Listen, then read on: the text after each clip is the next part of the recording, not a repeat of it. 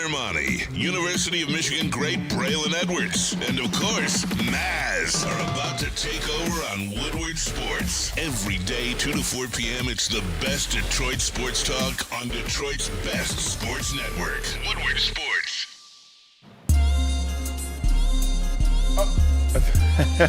Ermanni and Edwards from Maz. What's going on, ladies and gentlemen? Apologize for that botched start. We are here. Anson Wells filling in for Ryan Ermanni today. Always good to see you. Great footage we got coming. Tom Masway, who also joins us, my man KG in the audio booth, and my right-hand man Pete Spivak in the booth. Neil Rule, BDE, he had something to say about Javi Baez last night. Man, oh man. You got to tune in for it because, ladies and gentlemen, I believe it was nuclear. It was nuclear, all right. Hang on. Sounds about right with Neil. Yeah. Chicago Cubs crowd gives that man a standing ovation. He looks like Lou Gehrig announcing his retirement out there on the field. And then proceeds to go 0 for 4 strikeouts, swinging at pitches in the other batter's box all the time. And we've talked about him a lot here. Led by me, we have. And we've talked about the impact on us, the fans, everything like that. D-Mac, it's different now. He cannot be here anymore. He cannot be here next opening day. He can't be. And here's the reason why. You got guys out there. You got Tarek Skubal, who's a Triple Crown winning pitcher, going to win the Cy Young. Riley Green is an all-star. Spencer Torkelson hit 30 home runs plus last year. Has gone into the depths of hell and is fighting his way back. And had a 4-hit night last night. 4-hit night. They score 1 run. Javi's in every critical moment in the game. He strikes out every single time. D-Mac, we're past this now. Okay? He cannot be here anymore. He can't be here anymore. He's here next opening day. That is an insult. Not to me, because I'm here. I'm always going to be here every single night. I'm going to listen on the radio. I'm going to pay the money and watch on TV. You don't owe me anything. Remember, I'm not saying me, and I'm not saying us. You don't owe me anything. I'm always going to be here for better or for worse. But for those guys in that locker room, and in particular Spencer Torkelson, who's trying to save his career and has a 4-hit night, and in every big moment that he set up, here comes Javi Baez swinging at a pitch in the on-deck circle. Like, we can't have it anymore. You owe these guys better. The guys in that locker room, the guys who are accomplished in this game, you owe it to them. And D-Mac, this isn't, for me, look, it's not a meltdown. It's not, I'm worked up about it, yeah, because I'm worked up about those guys in that locker room.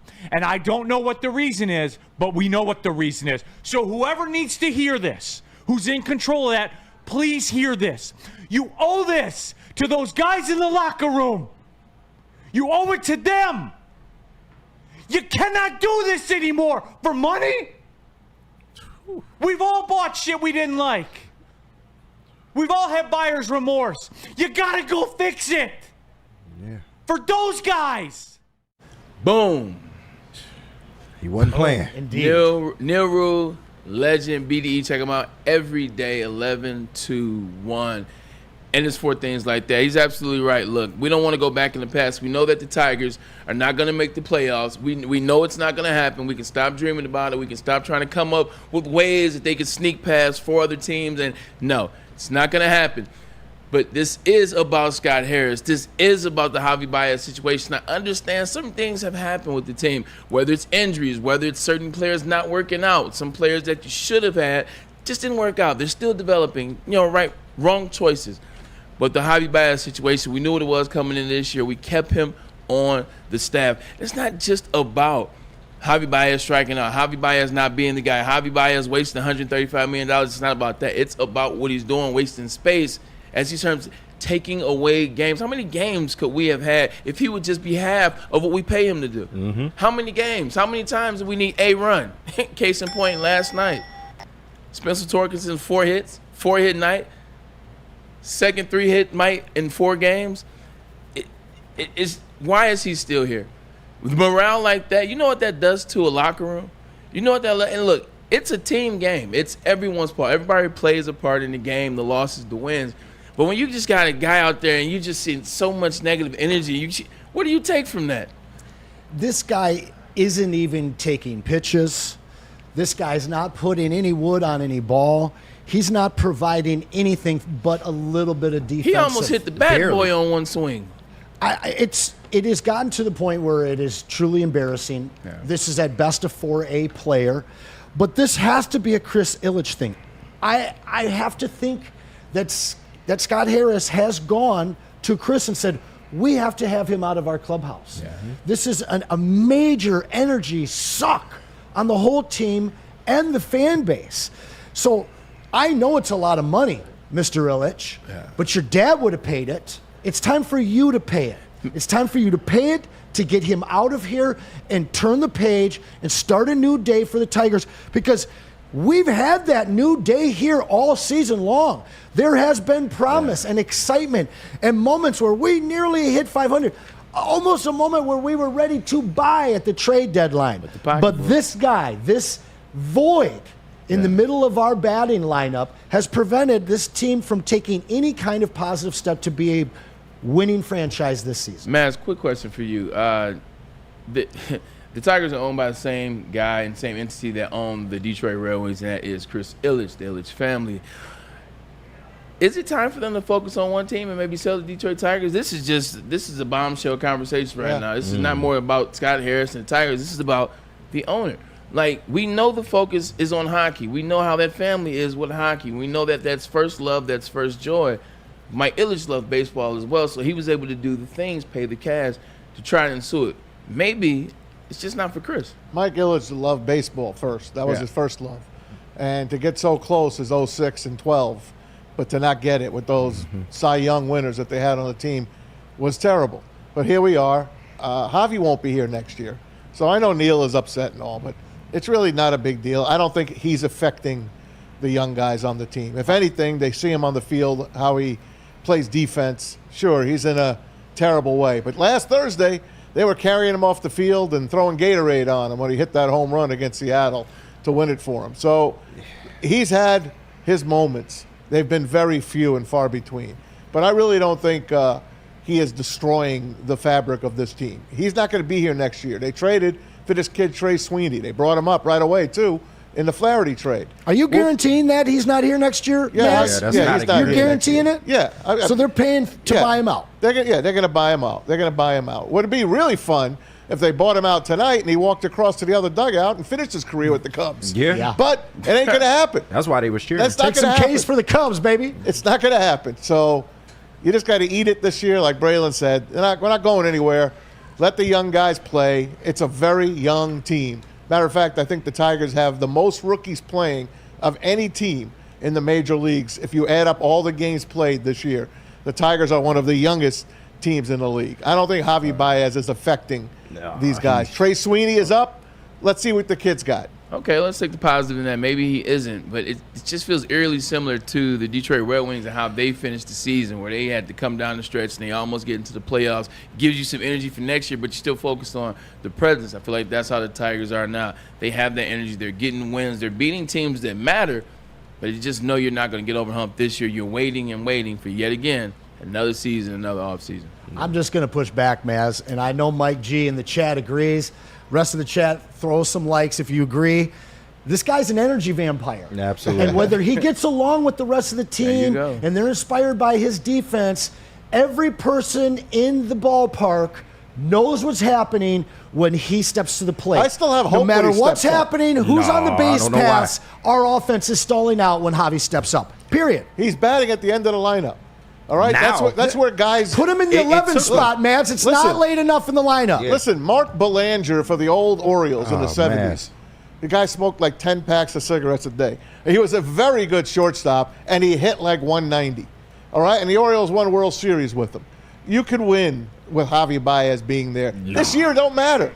He's not going to be there next year. That's why they're making the trades and bringing up the prospects that they have. This year, it doesn't matter. It's a moot point. This isn't a 1 year thing, though. This has been 3 years. Ever since we've paid him, he has nosedived. And he's got 2 years left still? Yes. Yeah. And Maz, I got to push back, man. Listen to what Neil said. And it's nothing against you. Of course you're going to take Neil's side. No, but just listen to what Neil said. Spencer Torkelson has a 4-hit night when he is literally playing for his career. It's no exaggeration. Spencer Torkelson is playing for his career right now.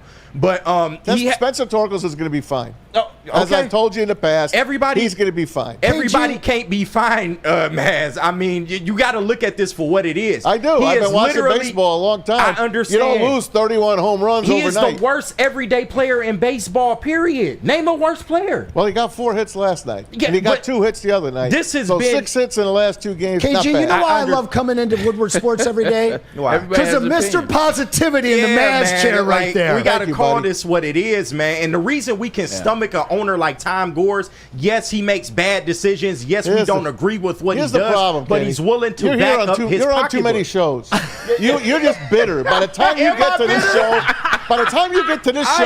you are not bitter. You are bitter. You're angry. I promise You've got everyone else's opinion. Everyone else's opinion. I want your own opinion. I don't want everyone else's opinion. I'm giving you my opinion. Javi Baez has been the worst player in baseball for a long time now. I didn't know that. And it is affecting this young team, whether indirectly or directly. He's not even a good defender anymore. Yes, he is. Like, we got to stop covering this S up. And it just is what it is, man. Chris Ilitch needs to do what he needs to do and buy this guy out. Tom Gores will back up his mistakes with his pocketbook. That is why we are able to stomach Tom Gores, even though he is a bad owner. It's gone on for too long. Something needs to change. Tom Gores spent $2 million on this team, and it's worth $2 billion now. So that's why he can do what he wants. The Tigers ain't worth that. I got a question for you guys. We got 3 to choose from. In your history as a Detroit sports fan, who's the worst owner? Is it Ilitch right now? Is it the Fords who seem to have figured it out? Or is it Tom Gores? It's Tom Gores. Yeah. It's a landslide victory for Tom Gores. At least you win something, right? Tom Gores. There you go, Tom. We got one win for you, buddy. Add that to your 19. As though Tom might be on the right track. If Tom Gores owned the Tigers, would he have Javi Baez off the team by now? Oh, yeah. This is Nixon McGovern, 1972. Landslide for Gores. Who and who? Nixon beat McGovern 49 states to 1. 100%. I was like, what? What did Gores do with Blake? And his contract. He bought him out, $35 million. And he could play more. Monty Williams, $60 million. There you go. That's fair. Yeah, after 1 year. Like, we can't keep dragging this on. This guy is not good, man. And it's been 3 years of data on this guy. He's kind of like a hangover from the Al Avila era. And in order to fully move on and move into this new day that we think we have, he has to go. I'm sorry. So should he sell to Tom Gores? Oh, I don't know what he should do. He should buy out Javi Baez. I don't think he needs to sell the team, but he needs to DFA. I'm never in favor of guys owning 2 franchises. It's tough. There's a couple that make it work. Unless your name is Bill Davidson. Stan Kroenke, he makes it work. We know but not everybody can make that thing work. And yes, Bill Davidson back again. Rest in peace. 3 championships in 1 year in 3 leagues. I passed the Palace yesterday. I drove by the Palace. You mean the landfill? On Monday. And the sign is up, and then it's just empty fields of construction dirt. Heartbreaking. It is heartbreaking. At least there's a field where Tiger Stadium was. Okay, here we go. Since you bring up the Palace of Auburn Hills, what was your best memory in Auburn Hills? Everybody has one because everybody's been. It doesn't have to be the Detroit Pistons because it could be in a concert. Yeah. It could be multiple things. Well, best moment, Palace of Auburn Hills. There's a lot, but I will say it was the last game of the Palace, at the Palace for the Pistons. I happened to have a wonderful young lady in my life at that time while I was shooting a layup at the end of the game on the court because I had to make my last one. Right. John Sally noticed my girlfriend. And I come over and he's hitting on his girlfriend. And now John's known my father and I since I was about 10 years old. I used to shovel his and he's snow. like, oh, of course she's with you. And he's like, why don't you guys come with me? So John, Sally took us to the bunker suites where they had all of the former players. Every single one except for Dennis Rodman, Grant Hill, and Joe Dumars. I mean, Grant Long, Isaiah was there. I got a 15-minute conversation with Isaiah. All of the going to work bad boys were there. Okay. It was really special to be in that room with all those guys that had made that building what it was. And having kind of created my own, I guess, name in that building, I was greeted with, open arms, and it was a fantastic finale for me in a building that can never be replaced. That's a hell of a memory right there. Yeah. You got to go behind that, KG. I don't know if you can top that, brother. I got two. You on them? I got two. You get one. Yeah, well, listen, both gonna be quick. Okay, you get two. All right. So the first memory. I do it all the time. The first memory is my first game at the Palace, man. Me and my brother-in-law, shout out TJ, man. We went out. We went against the Charlotte Bobcats, man. Okay. And guess who dropped 40 points in a winning effort that night for the Bobcats? Emeka Okafor. No, Steven Jackson. Oh, So Steve Jackson. back at the Palace, though. Early Steve yes, Jackson. man. So that might have been his first time back. no, for real. But man, I love that game because they had like the NBA championship trophy out. You take pictures with it and stuff like that. That was a really cool experience. And my second memory, I got to meet the dancing security guy. Right, the bald head dude. I Yeah. used to park at Light-skinned that. guy. Yep, I used to park at that restaurant that's right across the street. Okay. Ended up The meeting Post. him in there one night. But that was the first game I ever saw James Harden live. And man, he went for like 36. He killed us that night. But man, two great memories at the Palace, man. I always loved driving there. Tom Masway, you get three memories. Hey, man. I give you three, sir. My first game as a reporter, it was Nets and Pistons. They were in their teal. Joe Dumars was chubby at that point. Grant Hill was there. Still playing, though. He was still playing. And, of course, the only memory, 2004 Game 5. It was phenomenal to win the championship on a home court, beat the Lakers, send them packing, beat the hell out of them. It was awesome. Got to be on the court for that. Nothing could top that as far as championships goes. I mean, I love hearing that big bell when Ben Wallace was coming out on the court. Just going to work, and they scratched that last number off on the side. Remember, you have to win 16 games. You scratch that one off. World champions in 04. They should have won 3. P, you got one. I see you ready. That was Oh, good, I got a man. good one. We'll go to Bray last. Well, yeah, no, this is a good one. Maz, you were there. Actually, so 2006. NBA playoffs, Pistons, Heats, Shaquille O'Neal were there. Maz got me some heavy, hardcore media seats behind the basket, sitting with all the hardcore media, and I got to spend the game with Rachel Nichols to my left. Oh, yeah. Okay. That that's was Jimmy all Butler's due to work, Maz. right? I remember that, Pete. That was a great gift from Maz, and Maz and I have a nickname for her now, We which I do. will not say on the air, but that was one of my favorite memories, sitting next to Rachel Nichols during game He 2. wanted to ask her out in the worst way. And I almost had her on our Did you? show, Maz, but Yes, she you did. at last minute declined. I almost booked her for our show, but that was one of my Maz favorite is the memories. dream maker, man. He really is. I see you out here, Is man. that good, Man's Brad? making dreams Yeah, come isn't true. it? He is, He's man. right, Dream man. maker. Yeah, put that on like a little banner. Making dreams happen. That's Season right. 2. That right, was baby. good, Pete. You got it, buddy. We sat behind the basket. So you've known this rascal for that long? Oh, yeah. We go back. You go back. We go back away. Now, we wonder why 2004, you have headaches 2004. sometimes. Exactly. I The see very now. first time he I was in the see. booth with me, you guys are going at it. Right. I'm like, Pete, that's the PD, man. I'm like, you're not going to be here in a week. You keep that up. And then at the end of the show, you guys told me that you guys are lifelong friends. I was like, whew, man, I like this Pete guy. Pete's the bane of my existence. Kenny's catching him, though. Hey, Somebody got to keep you honest. Good. I can just throw a comment you guys' way and know it's gonna. Yeah. I love it, man. No doubt. I'm starting to set you guys up. There you go. I got two like Kenny as well. One I kind of remember, and it's number one. The other one's two. Two is when they won in 2004. I was there. Oh, man. Won Game game five, five. baby. Like it was. It Close was a game thing. through one 'Cause half. It's also too when they won the first championship in '88. Yeah. I 89. actually, I had literally just moved to Georgia. So the year they won, I actually was celebrating for Georgia as a 6-year-old. So wow. so I wasn't here when they won the 2 championships. So I was away. So when they won the Going to Work Pistons, I was part of that. I grew up in Detroit at that time, so it felt good. So there for that. Best memory ever is a concert, 88 Bad concert. Oh, that was like the Yes. second concert that was there The right Bad after, tour. after Madonna, right? 100%, Yes. man. Actually, the very first show there ever was Bill Cosby. ooh, And then Madonna. That age, And then right. the Bad.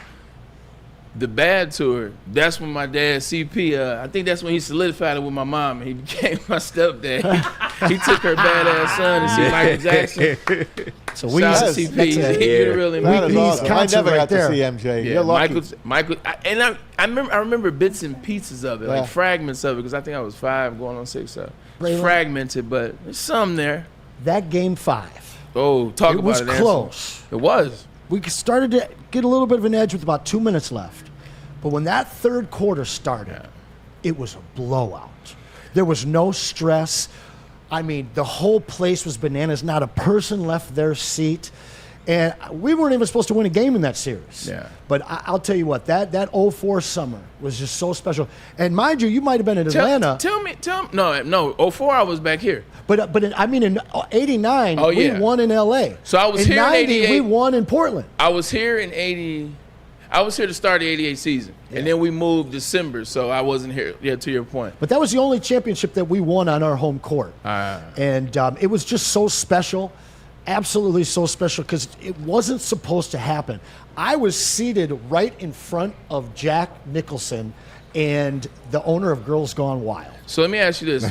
Okay, with Jack there, were you your typical Anson self? Did you turn it up more, Anson? Or were you kind of like, you know what, this is Jack? So to be honest, we weren't in our seats. We were in our exact seats, but on the Pistons side, because the money for tickets at that time, it was insane what LA people were paying to get into that game. I didn't really have to heckle too much, and it was so loud. Now, I did move over to the other side. A couple of friends of mine let me sit in there, and I gave it to Phil Jackson, told him it started here and it ends here, Phil. You are all done. So I got a little bit in, but, you know, that game was just such a blowout that I didn't have to heckle. It was just celebration. Man, tell me if I'm wrong about this. The Pistons had to win Game 5. Like I don't care how good I thought the Pistons were that year. I don't care how much I saw that they only let 3 teams score 100 points or more that year. It's still Kobe. It's still Shaq. And I feel like if they would have won Game 5, they would have won 2 more in a row, and they would have been the first team to come back from a 3-1 deficit. I know it sounds crazy. That's what I thought. No way in hell. You okay? No way in hell was that going to happen. You know that. No way, man. Yeah, they were going back to LA. They were coming off 3. I know. I think for me it was, I'm a diehard Detroit Pistons fan at the time, but also like I'm dialed into all the teams and I like all the players, and so I'm like watching. I'm like, this is 4 in a row. Like this is kind of like history in the making. I don't know. With 4 Hall of Famers. ABC was doing the game. If Al Michaels was Karl doing the Malone was play-by-play. hurt. Ooh. They wanted the Lakers to win so bad. They really did. I know we all complain about broadcasters, and I don't. But it was terrible. But they were so tipping towards the Lakers. They didn't want the Pistons to win. Neither did the NBA, obviously. And I disagree on half of that. okay, what do you got? In my experience as a Pistons, Detroit, any sports fan, we've never gotten the whistle, ever. That series, we got the whistle. You think? And I think that a part of it was, that was the first super team. That was the first super team that we ever saw. And I think the NBA, they didn't want that at that time. So not only did they, put at the very least an even called game, because normally you see the Lakers always get the whistle like the Celtics always did. Yeah. And then after that, you get another team that's kind of in the similar mold. Now, obviously, they had superstars in San Antonio. Spurs, yeah. But the Spurs team was an NBA favorite because of the way that they played. And I felt that the NBA put a much-needed pause on the super team, trend, which eventually over the rest of that decade, it became the future of the NBA. I wish they would do it now. Also, let's call a spade a spade. You know what Kobe Bryant was facing and dealing with at that time, and you know how the NBA felt about that situation, as well as all his sponsors, who he soon lost after that situation. So that's another reason why the NBA didn't want Rocky Kobe. Mountain hardship right there. You already know it. Good call on that. News out of Lions camp. Quick transition. Yeah. Today, Penei Sewell limps off the field. This is from Tim Twentyman, Yikes. friend of the show, by the way. Love him. He's concise and straight to the point always, like this line here. Lions right tackle Penei Sewell left practice today and is being evaluated for a foot injury. Now, They took his shoe off. They took his sock off. They checked it out. They put his shoe back on him, and he limped off the field. We have not heard. I've been on Twitter the whole time here. I'm trying to catch it and see if anything is bad. Also, Craig Reynolds hobbled off with a lower body injury as well. They scrimmaged the ones against the twos today. They got after it today, and it might have, God willing, I hope it didn't, might have cost us something. I wasn't there, so I'm not speaking from knowledge of there, but I've played practice. I've practiced. I've been on training camps. I've done it. When you see a guy take his shoe off, they take the sock off, you know it's some type of ankle sprain, some type of maybe rolled ankle interpol or something like that. The fact that he walked off, he put his shoe back on.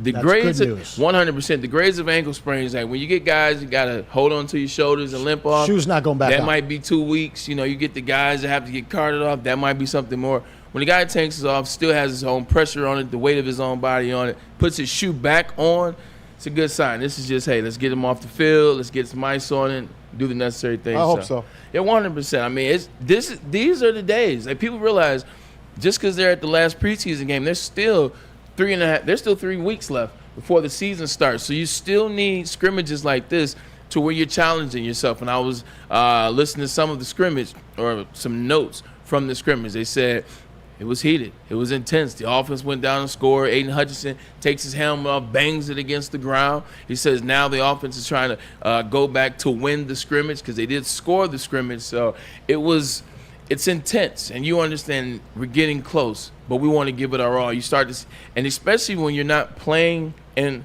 preseason. See, man, this is where I trust Dan Campbell.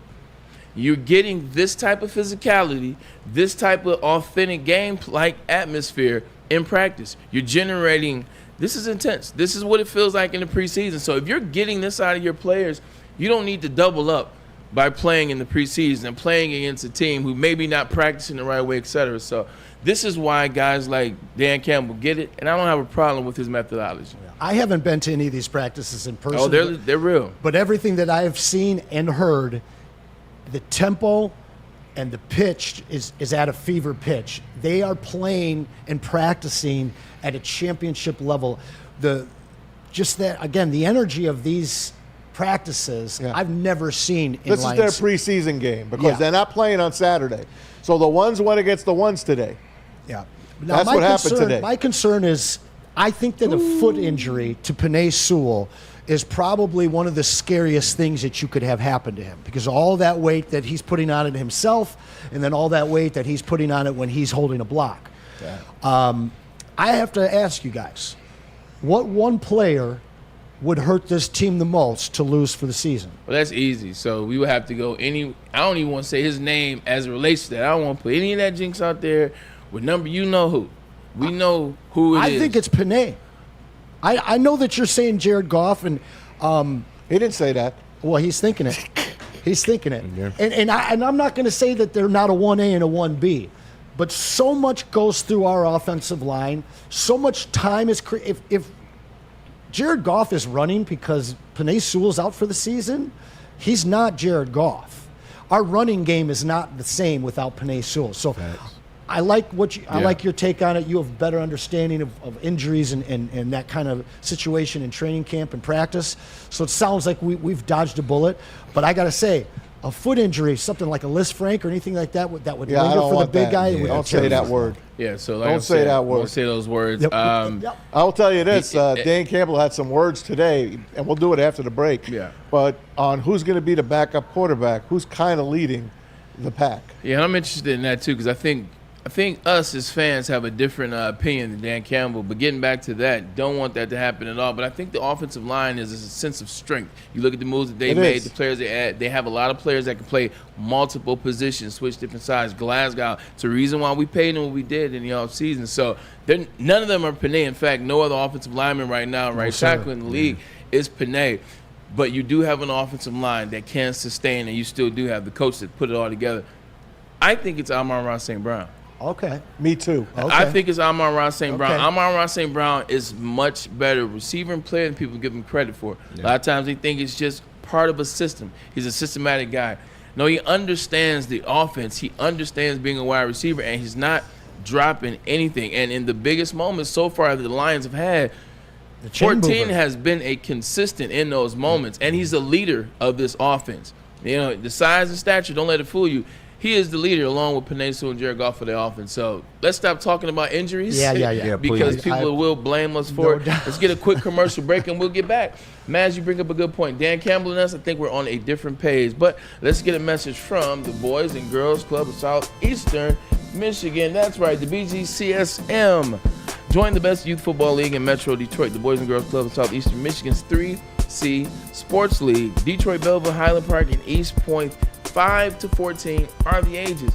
Get your kids out of the house, put the youth back in youth football. Register for football or cheer at bgcsm.org. And register for a membership at Planet Fitness, where your fitness is essential. The #1 gym in Detroit, the metro area, with over 50 Detroit metropolitan locations. They are the gym. They're clean. The squeaky clean gym is what they feature. And oh, by the way, each membership comes with, you guessed it, a trainer, the total body workout with no judgment, free judgment zone. Come to Planet Fitness. Your fitness is essential. The countdown to kickoff is here. Your Detroit Lions are ready for another season of grit. Woodward Sports is your #1 destination for all breaking news and Lions coverage. We are Detroit's #1 sports network. We are Woodward Sports. Braylon Edwards here, Premier Pet Supply. Man, just looking around, who's got it better than pets?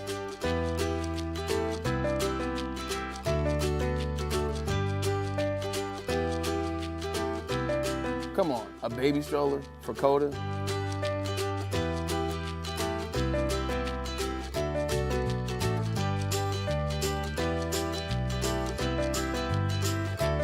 A chef for Lola? Really?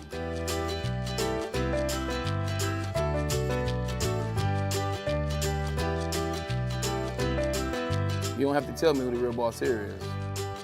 Who's got it better than pets? Nobody, especially here at Premier Pet Supply.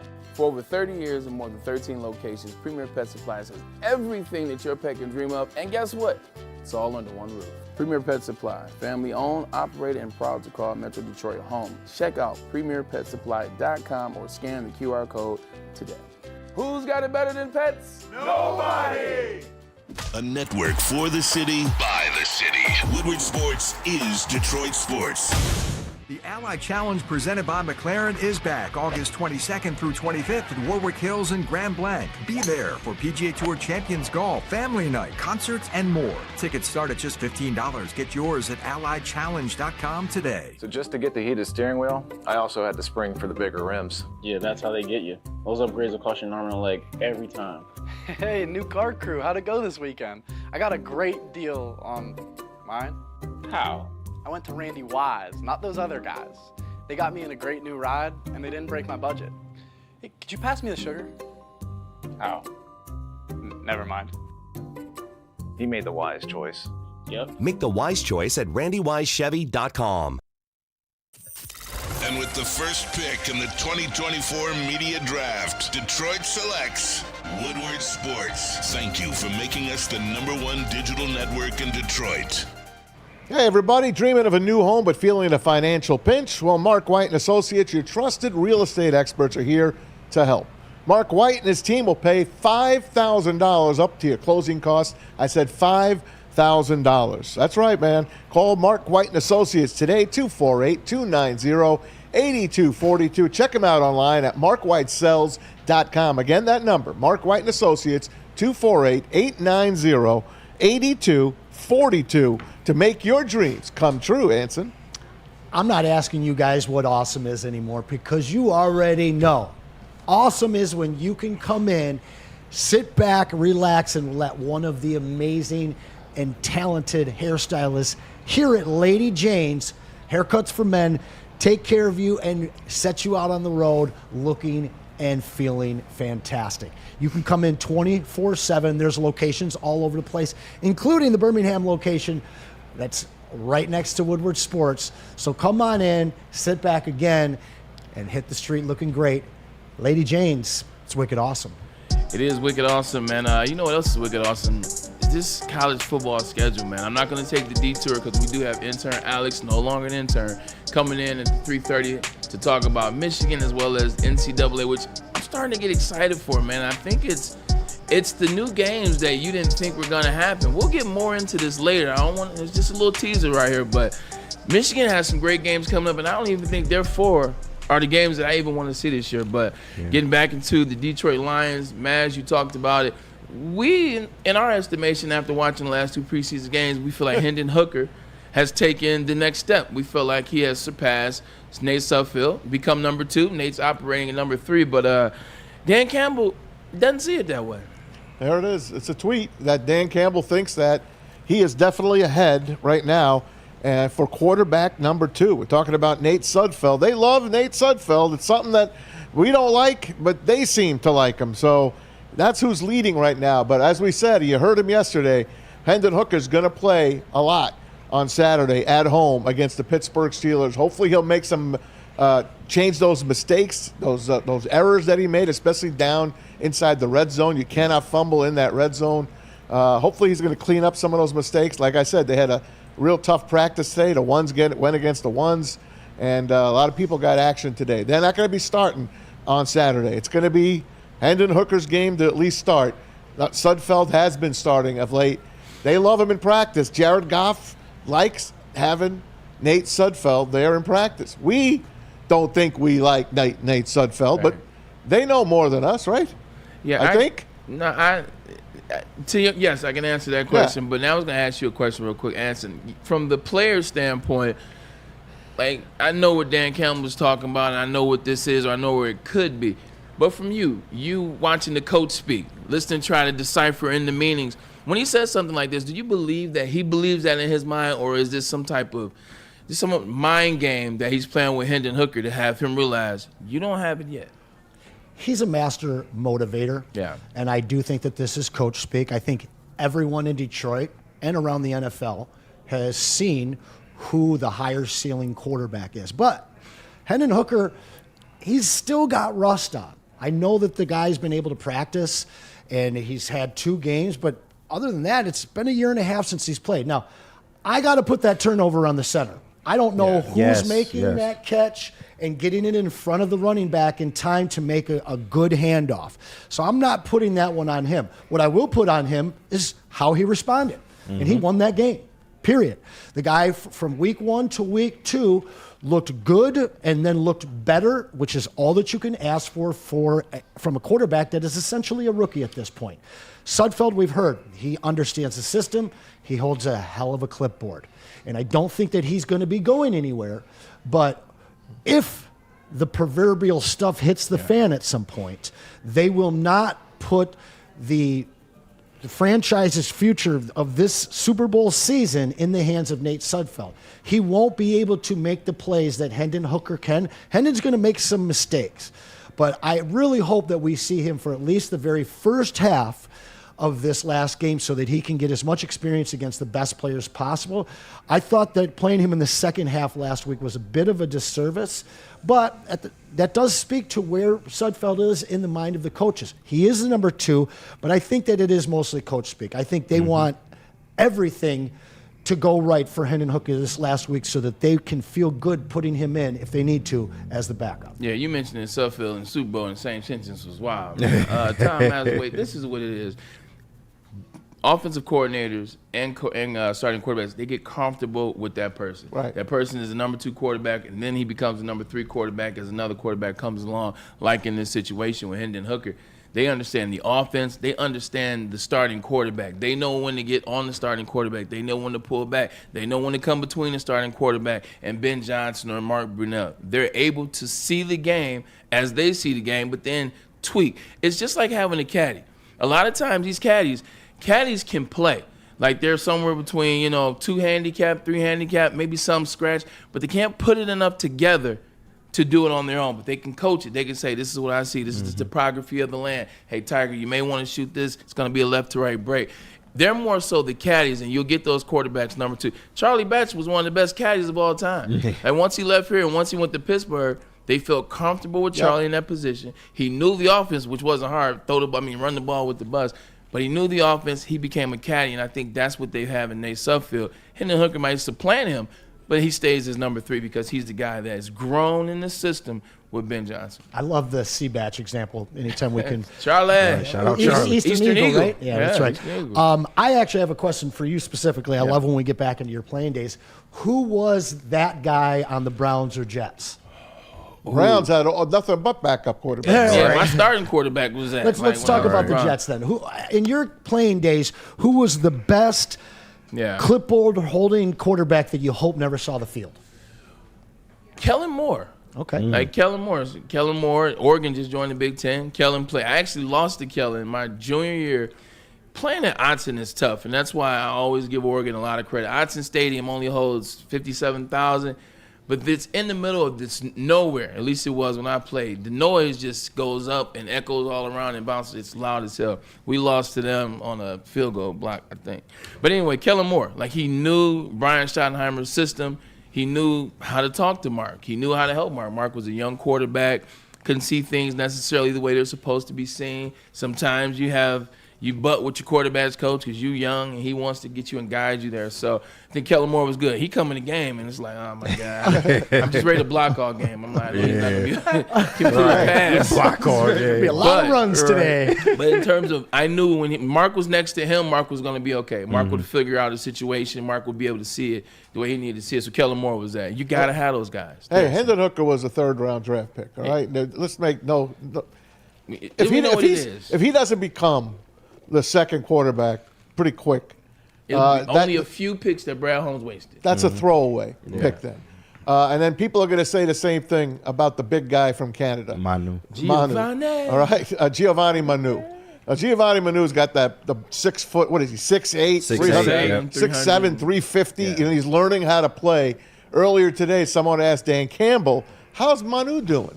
Manu, same thing. We knew when we acquired him, this was going to be a bit of a ride here before he would be ready to go. And it's the same thing. We want this gradual improvement every day. Just, man, focus on one thing and get better at that. Hank's telling you to do this. That's what you focus on.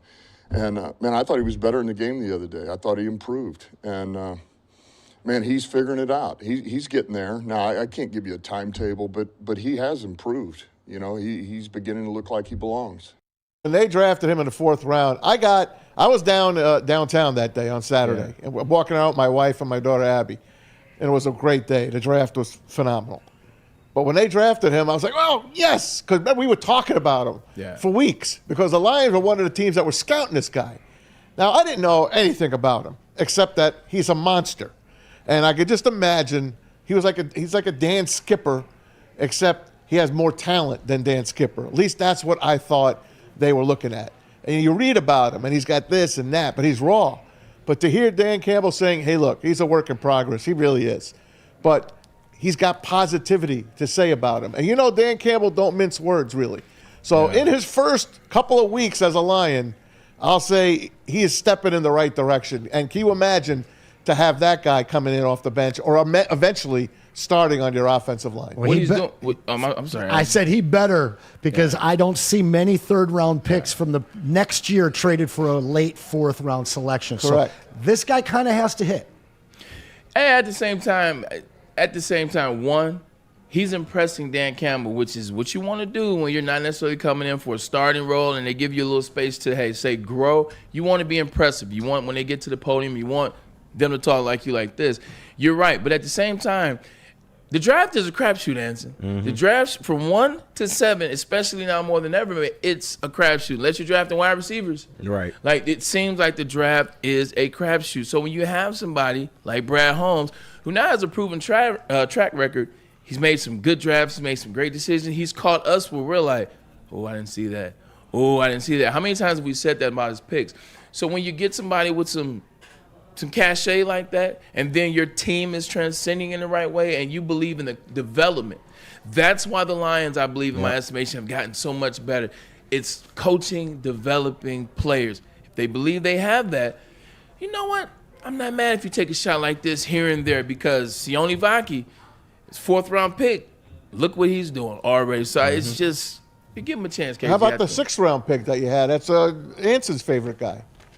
Who was our 6th-round pick this year? Vaki, Mahogany was in the 6th. Vaki was the 4th. Yeah. No. Another guy from Makai Wingo. Makai from LSU. Makai Wingo is one of those picks where his name was on preseason All-American last year. Like he was in the top I BS you not. He was in the top 12 players when the season started last year. That's why I was so confused. I think you were too. We talked about that. Yeah. How did he fall to 6th? And then you start to think character issues. What a gift. But then that's not what they That's go not the after. case. They would have drafted him if he had I believe that he character. might have been somebody that got out of shape, because this is what guys do. They start to believe the press clippings. You start to say, you know what, it's going to be okay to get out of shape. They don't test well. But then once they realize, oh, shoot, this is real, they get with the right team like the Detroit Lions, man, and Bob's your uncle. So He's got a great name, man. It would be great to have him as a Lion. But Dan Campbell has the trust in Brad Holmes. Brad Holmes and Dan Campbell work hand in hand together. Here's DC on his buddy Brad Holmes. I'll be honest with you, I lean on Brad for that. That is 100%. I just go to him, I say, what do you think? You know, and old wise one, you let me know, because I have no idea. And he has not missed yet. When he's told me something, and going on 4 years, he hasn't missed. So I have a lot of trust in what Brad says. So that's where, for me, that's where I turn. All right, and we'll go from there. you know what I love about this? You don't have to know everything. Like, people that are successful, they understand what their strengths are, Maz, and they understand what their weaknesses are, and they order around it, and they work around it. Brad Holmes said, hey, look, I know how to cultivate some talent. I know how to spot some coaches. I know how to do some coaches. I know how to do some leader of menships, if you will. Player development, I'm not player development. Talent, I don't know if I know how to scout it. I know what to do with it when I get it. You bring in Brad Holmes, that's why he defers to them. It's because he trusts him. He knows that he's not the smartest person in the room when it comes to maybe drafting a player. But you get him on a team, you need some leadership, you need some coaching, and you need to put him with some guys that can develop it. That's my arena, if you will. You know, in each season, I got some buddies. You don't have to be able to do it all. Yeah, I got some buddies that are diehard Lions fans, and you know, at the beginning of last season, this Iffy Melifonwu waste of a pick and Aleem McNeil's garbage. Each year, we see a couple guys, 2 years removed from their draft class, that people were questioning, all of a sudden pop on this team. And that is, like you said, Bray, you don't marry a woman that mirrors your strengths and your weaknesses. You understand what your weaknesses are, you're humble about them, and you try and surround yourself and partner up with people that can shore up those deficiencies. So the synergy between the two of them and their understanding of who they are and where their strengths and weaknesses lie, it's one of the reasons why this team has done the 180 that it's done. Well, I happen to agree with you there. I mean, it's the team chemistry, and that's the idea. And I think that obviously you can see what Brad Holmes is doing in the draft, and he's not just selecting the talent; it's the team chemistry. Obviously, you know, the Stoke not scared, all grit. He wants those players to be that type of style. If you're going to win a Super Bowl, you're going to have to, you know, be deep. And having players, not only depth is important, but having these players to be talented enough to lead the team when injuries happen, and they will occur. You will start to see these offensive linemen go down for a week, 2 weeks, 3 weeks with these nagging injuries, things of that. Long training camp. If you want to win the Super Bowl, you're adding 5 extra weeks to your season after 17. So, I mean, you're going to have to be deep, but the chemistry is going to have to be there, and it's not easy to do, but like Anson said, the team has done a 180, and that's because of the fact of the leadership of the front office. Teams will have to be deep to Paul's when that would get to that Super Bowl, to get a chance, because the more players are healthy at the end of the season, that's really when you win in the trenches. It's not necessarily who the better team is once you get to January. Who's the healthiest team? But talking about that Super Bowl, you got to be one of the top 10s to get to the Super Bowl. Fox released their NFL top 10 teams going into the season. What do you think of these? What do you think of this list right here? Your Detroit Lions, number 3 on this list. Number 3 on this list. I'll give you the top 10. Backwards order, that is. Browns at 10, Bills at 9. Baltimore followed by the Bengals, and Green Bay round off the bottom 5. Then the Texans are getting a lot of love. You saw what Little Kenny said yesterday. Little Kenny came up here and he said he believed it would be the Lions versus the Texans. Texas winning for Saquon Barkley. You saw how good he looked in the preseason. He even had his wide receivers, Devontae Smith and A.J. Brown, looking like we may have that back. Your Lions are at 3, the 49ers, your nemesis at 2. And then KC, the reigning, defending, back-to-back NFL champions. What do you think about the Lions being 3? Is that the right spot for them? Could you take them higher? Would you move them lower? I think you have to, as a Lions fan, be super excited to see them at number 3. Just to see him there, right? You're right, even on the list. Like Yes. you see him at 3, like Yes. you can. This like is the a mirage. first time It's that you crazy. can see 1 Yeah. and your number in the same look. I swear. Usually it's like 1. It's like, okay, where's 15? Where's 20? Right. Where's 7? You can see 1 and 3 at the same time. But I love the way this team responds to disrespect. I'd love to see them sitting at 6, right behind the Packers. Just piss them boys off a little bit more. They might be sitting at 6 if Penei Sewell is injured. Oh man, We're hearing I thought we it's weren't talking about that. We're hearing it's a left ankle injury. At least that's what Justin on the chat is saying. I'm trying to chase it down on Twitter. Yeah. I have not seen any updates. He's not We'll keep injured. you posted. He walked off the field. Okay, man. He's got 18 days to he recoup. put his I know. shoe back on. All right, I'm praying. Like when you're I'm sorry. I get nervous. When you're hurt, you don't put your shoe back on. Like when you're hurt, they take that ankle, they keep all the pressure off of it, they take you right to the table. Might even they do cut all the sock necessary, off. 100%. They do all the things. You put your shoe back on, they're like, you be all right. Right. You can walk it Walk it off, off. champ. On you, Pete. What do you think is where they're placed at right there? They're 3 out of 10, and the only teams ahead of them are their nemesis and then the Kansas City Chiefs. Well, I'll put the list back up there as we all take a look at it. I really honestly agree with the top 5. Aside from number 2, San Fran is not having a good preseason. So, I mean, let's take that into a possible account that you might move the Lions up to number 2 in that aspect. I think Green Bay is overrated. I think you can move the Bengals up to number 5, put Texans back to 6. But honestly, I think that Baltimore... Yeah, Derrick Henry is huge at Baltimore, and I think you may have to move them up. It's tough, but take the Browns off the list for me.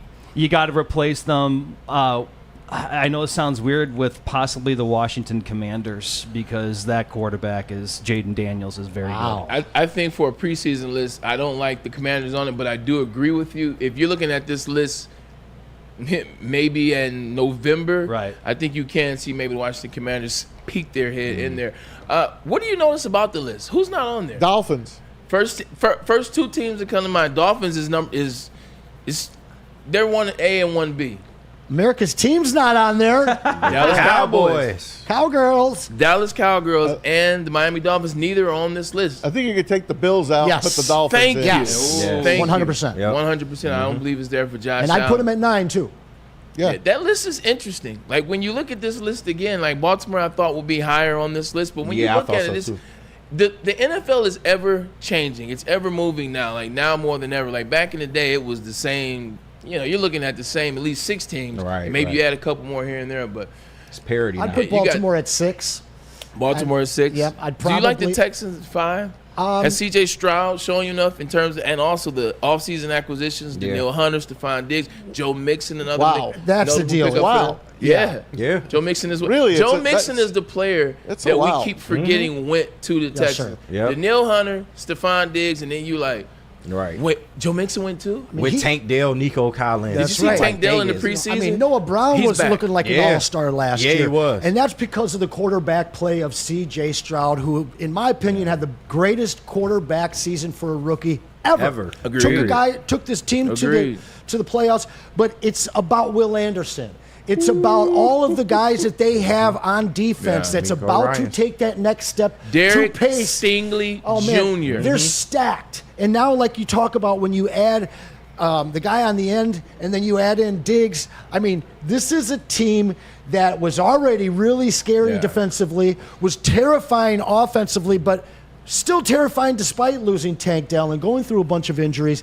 Now they're healthy. Now they got I don't know if he's going to be a Hall of Famer, but Mixon is kind of on a path to be a Hall of Fame running back. And then you add in a guy that could be a Hall of Fame wide receiver on top of it. Will Anderson's going to take that step in his second season. Terrifying team. Listen, I've got another topic here right under these top 10 teams, and it works into what we're talking about now. Okay. What AFC South quarterback will make the biggest jump? And let's hear your 4 quarterbacks. Call them right, left to right, Bray. Go ahead. I'll zoom in for you. No, second-year quarterbacks because second-year quarterbacks. Yeah, you see, Did I say first? AFC South. What does each of these classes need to be successful? Here you go. You got Anthony Richardson coming off an injury, C.J. Stroud coming off Rookie of the Year, Bryce Young coming off two painful years to watch with that team, just not having any talent or blocking around him. And then last year, kind of a surprise, drafted in the second round, Will Levis to the Tennessee Titans. Which quarterback takes that jump? I'll go first. C.J. Stroud already took a jump. Yeah, it's going to be really hard for all- him to take a jump ahead of that. Here's an interesting thing. I'm going to go with C.J. Stroud.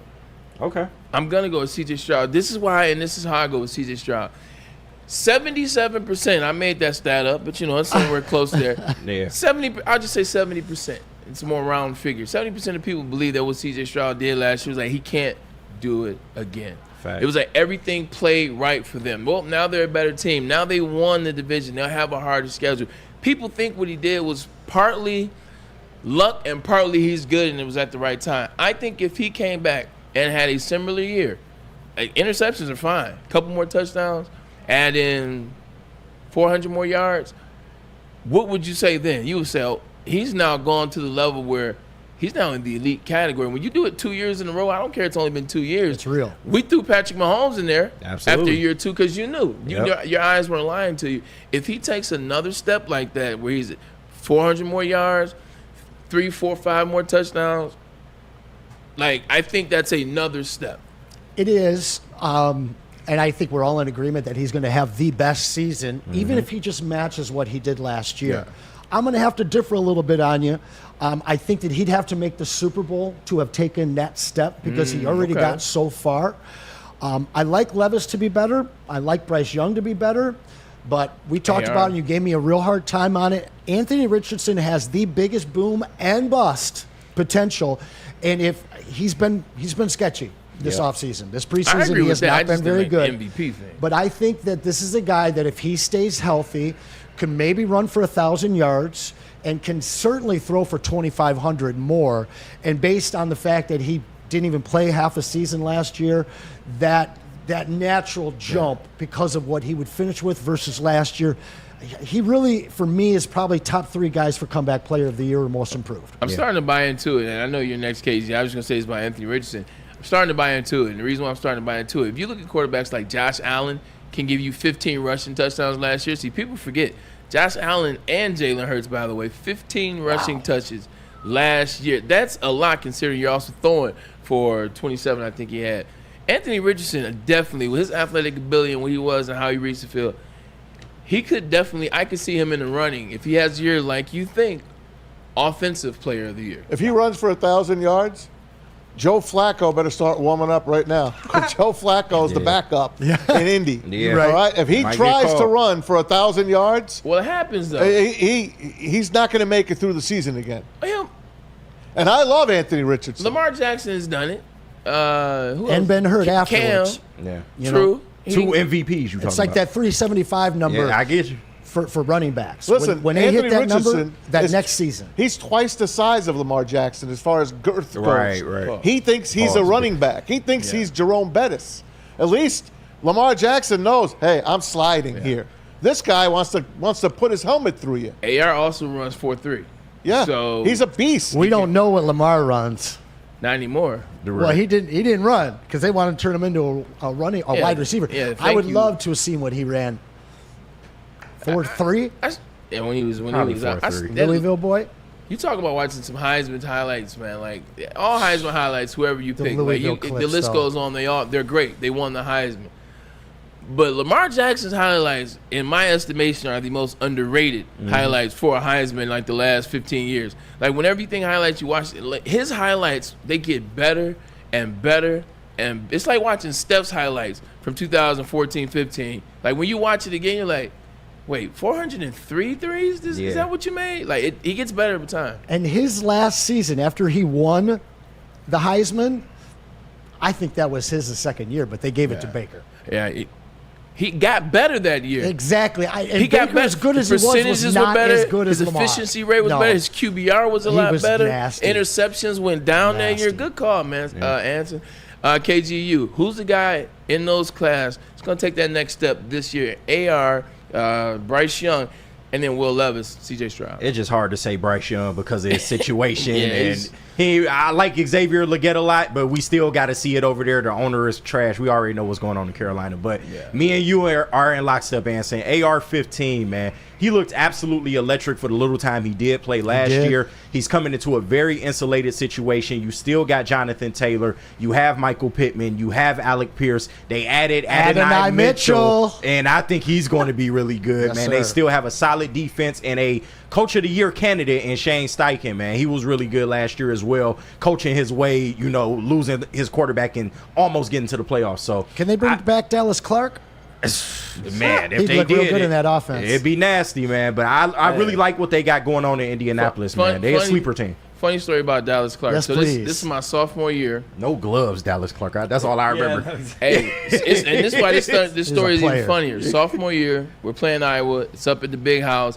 This is the year that Freddie Boom Boom Russell, who's also from here, and Iowa go to the Orange Bowl. This year, they won the Big Ten. Anyway, Dallas Clark, he's a walk-on, by the way. Really? Dallas Clark walked on. He used to cut the grass in Fantastic. Iowa and got a scholarship. Wow. Went through just tremendous program, got on the team. Anyway, we're playing them. He's catching the same route.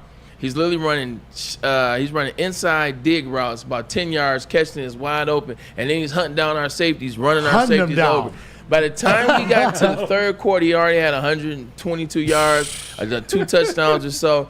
Our safeties on the sideline like, man, y'all better tackle. Will you hit him? Will you hit him? Will you hit him? Those Iowa boys, you already told us. Man, 100%.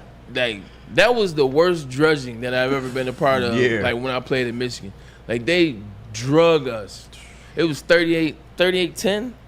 Like in the big house. Like they drug us. I know you didn't lose to State. Who did you hate losing to the most? Is it the Buckeyes? Or was there somebody else? I'm gonna say, well, the funny thing I know about you're supposed to say Ohio State. the funny thing about it is I only lost to 2 teams when I was in college in the Big Ten. Oh, okay. But I lost to Ohio State and I lost to Iowa. Iowa. I hated losing to Iowa It burned more, didn't it? because I felt like we were better than them. Yeah, y'all were. But they would out physical us and they would play discipline. Like that's how still to this day that's how Iowa beats you. Yeah. They wouldn't score a lot. They're very efficient on offense. They don't make mistakes. And then on defense, they are physical as hell and they beat you down to the end. You don't have anything left. So what do they have next to the? What do they have next to the Gatorade on their sideline? Like corn chowder and cornbread, or what? Something like that. I don't know. I just remember their locker room was pink. They had the infamous pink locker room because Hayden Fry, he did the psychology of For it. the visitors. I remember the first time the away locker room, it's painted pink. Love and it. what it was like a psychological trick. Love You're it. sitting in there and you're about to play this game, put the fat pads on Just and want tackle. to skip Meanwhile, out there instead of run. all this pink. I want some pink cake now. Right. We went over, so let's take a quick commercial break, get into the second hour of the show. Intern Alex still coming on. Talking about the NCAA schedule, some great games, not a part of even this state. We will leave this state to get some of those. First, let's get a message from Dr. Pierce, our injury insider. All right, we'll see Dr. Pierce tomorrow right here on our show. Don't forget it. He's going to be Dr. Jeff Pierce of Michigan Sports and Spine.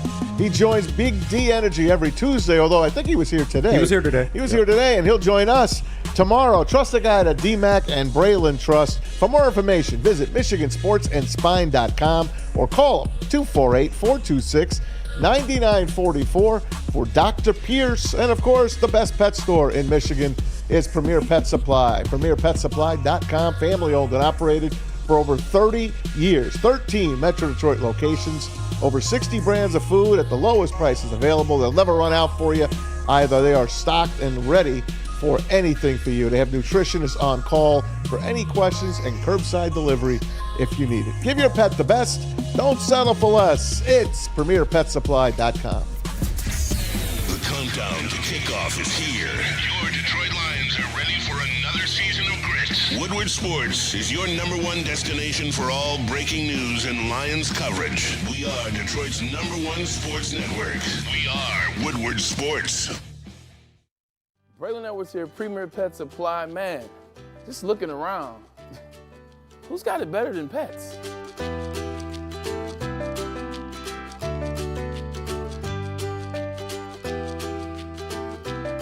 Come on, a baby stroller for Coda?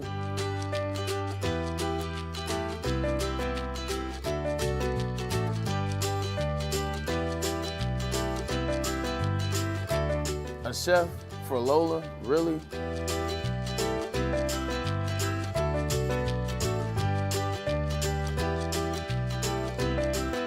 You don't have to tell me who the real boss here is. Who's got it better than pets? Nobody, especially here at Premier Pet Supply. For over 30 years and more than 13 locations, Premier Pet Supply has everything that your pet can dream of, and guess what? It's all under one roof. Premier Pet Supply, family owned, operated, and proud to call Metro Detroit home. Check out premierpetsupply.com or scan the QR code today. Who's got it better than pets? Nobody! A network for the city, by the city. Woodward Sports is Detroit Sports.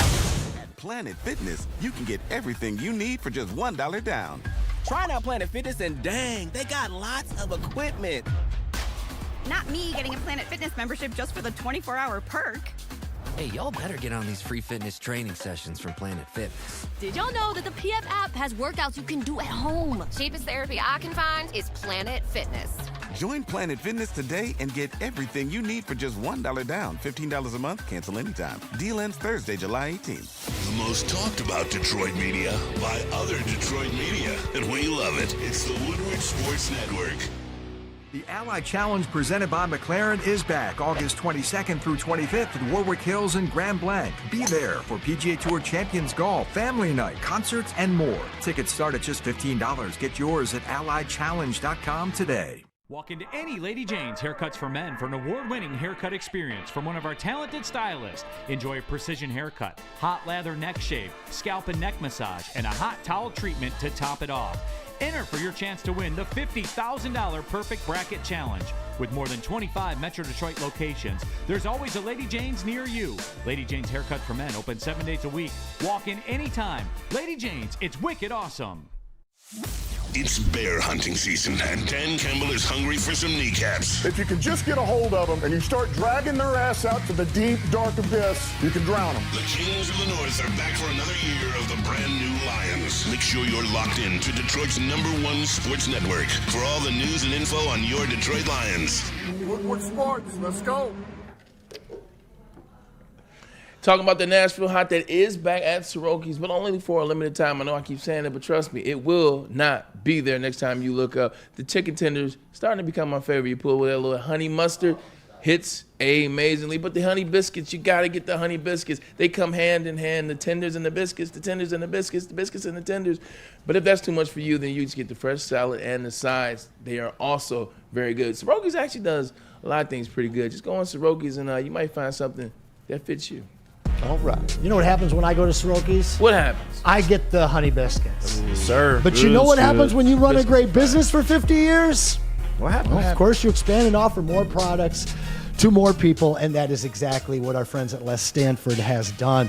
They've added Les Stanford Buick GMC, and it features the same great service that customers have come to know and trust for multiple decades now.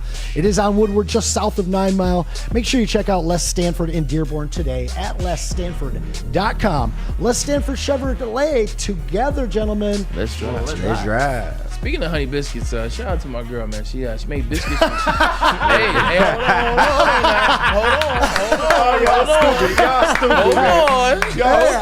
I appreciate the nickname Honey Biscuit. Y'all crazy. Hold on. KG. I wouldn't even think of that. Biscuits from scratch. Oh, that's the best. She made biscuits. Little Kenny wasn't here to hear that. Kenny got some of those biscuits this morning. All right. Biscuits. Remind me how scratch. single I am again, Braylon, please.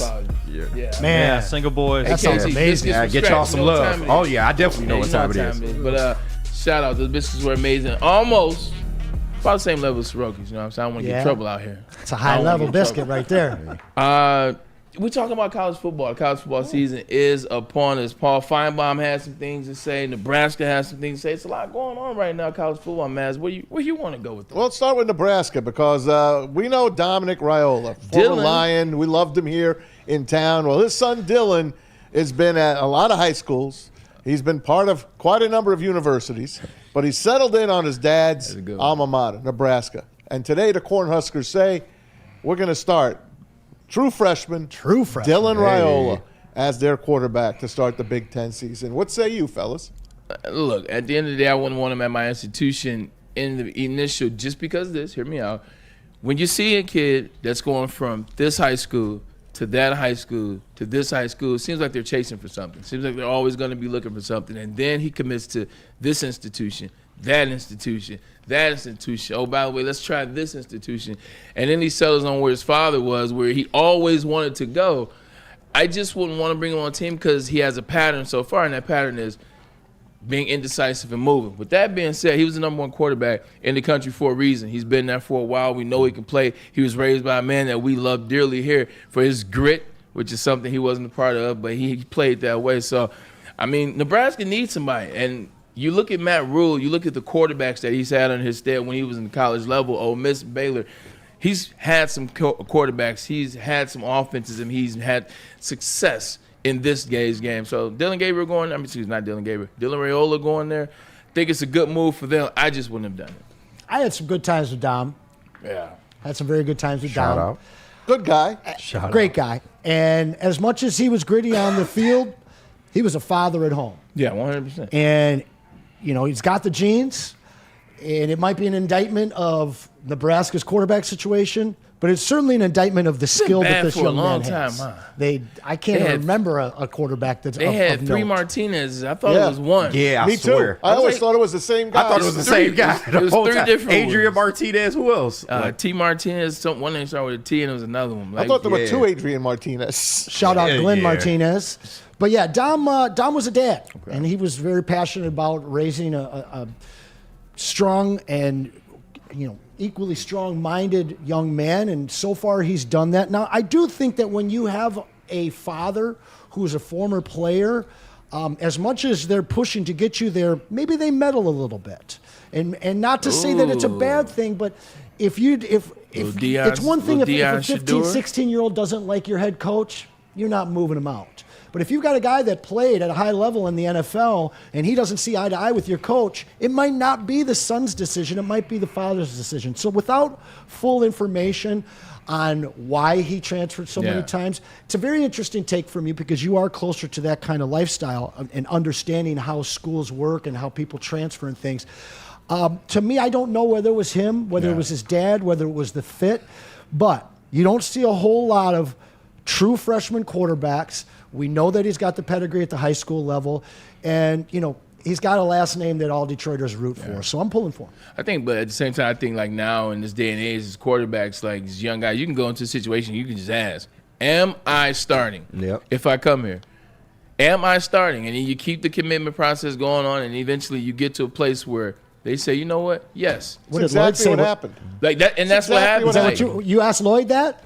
No, I knew I wanted to start him, but that's where I wanted to be. Back in the day, you couldn't ask that. You couldn't. Now you're different. Now you're it's way different. Unless you were the number one quarterback in the country, you couldn't ask that. Okay. There's, like, Drew Henson didn't have to ask that. There's a reason why Tom Brady hated Michigan for a very long time.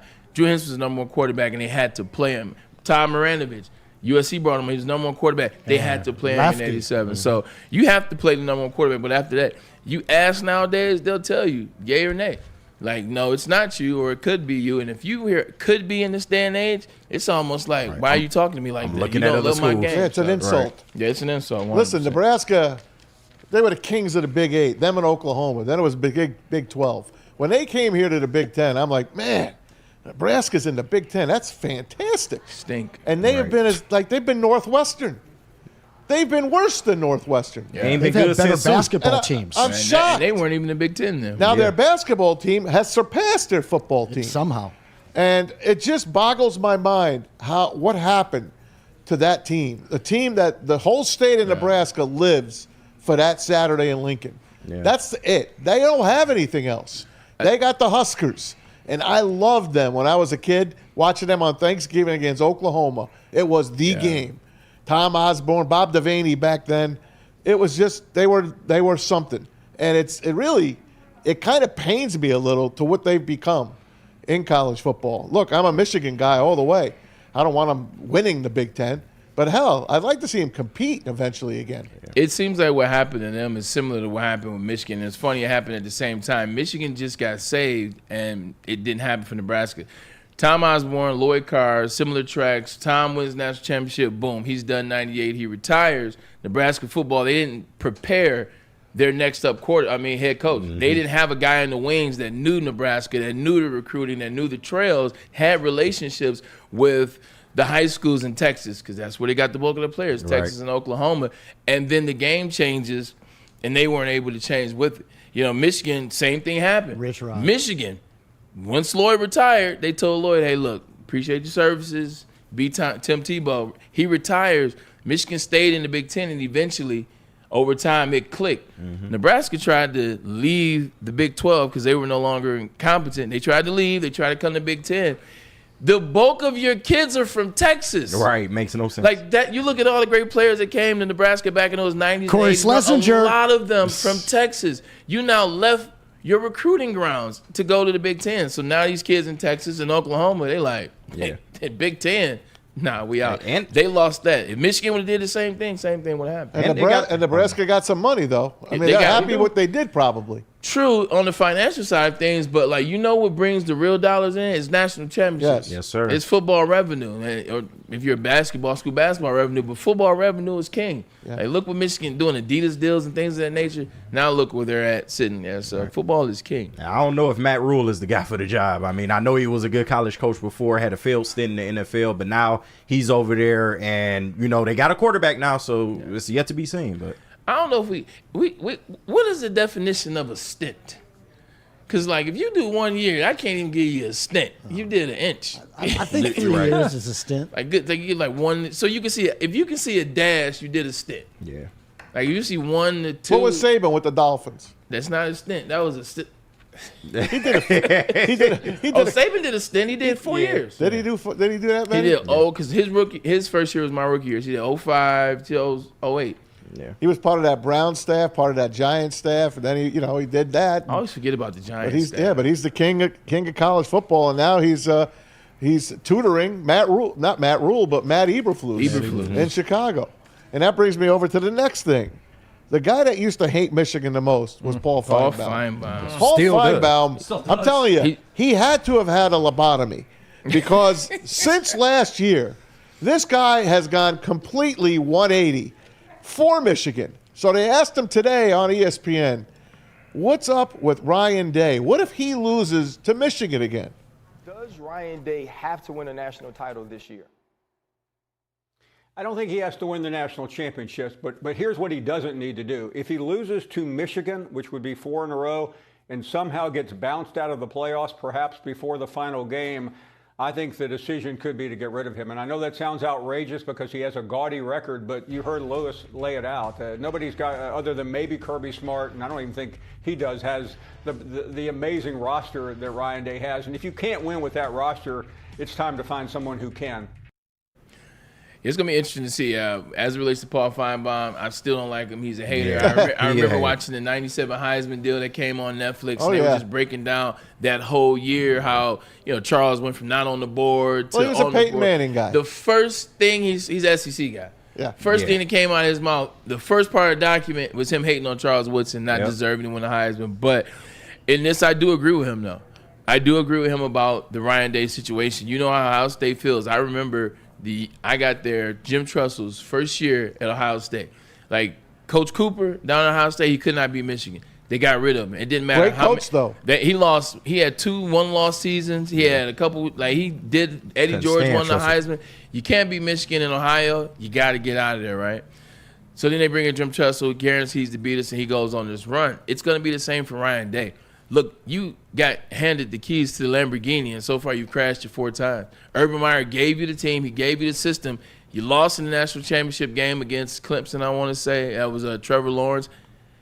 And then you've been destroyed by Michigan the last 3 years in a row. And you've been destroyed by them while talking about them. So I think for Ryan Day, they spent $13.5 million this offseason.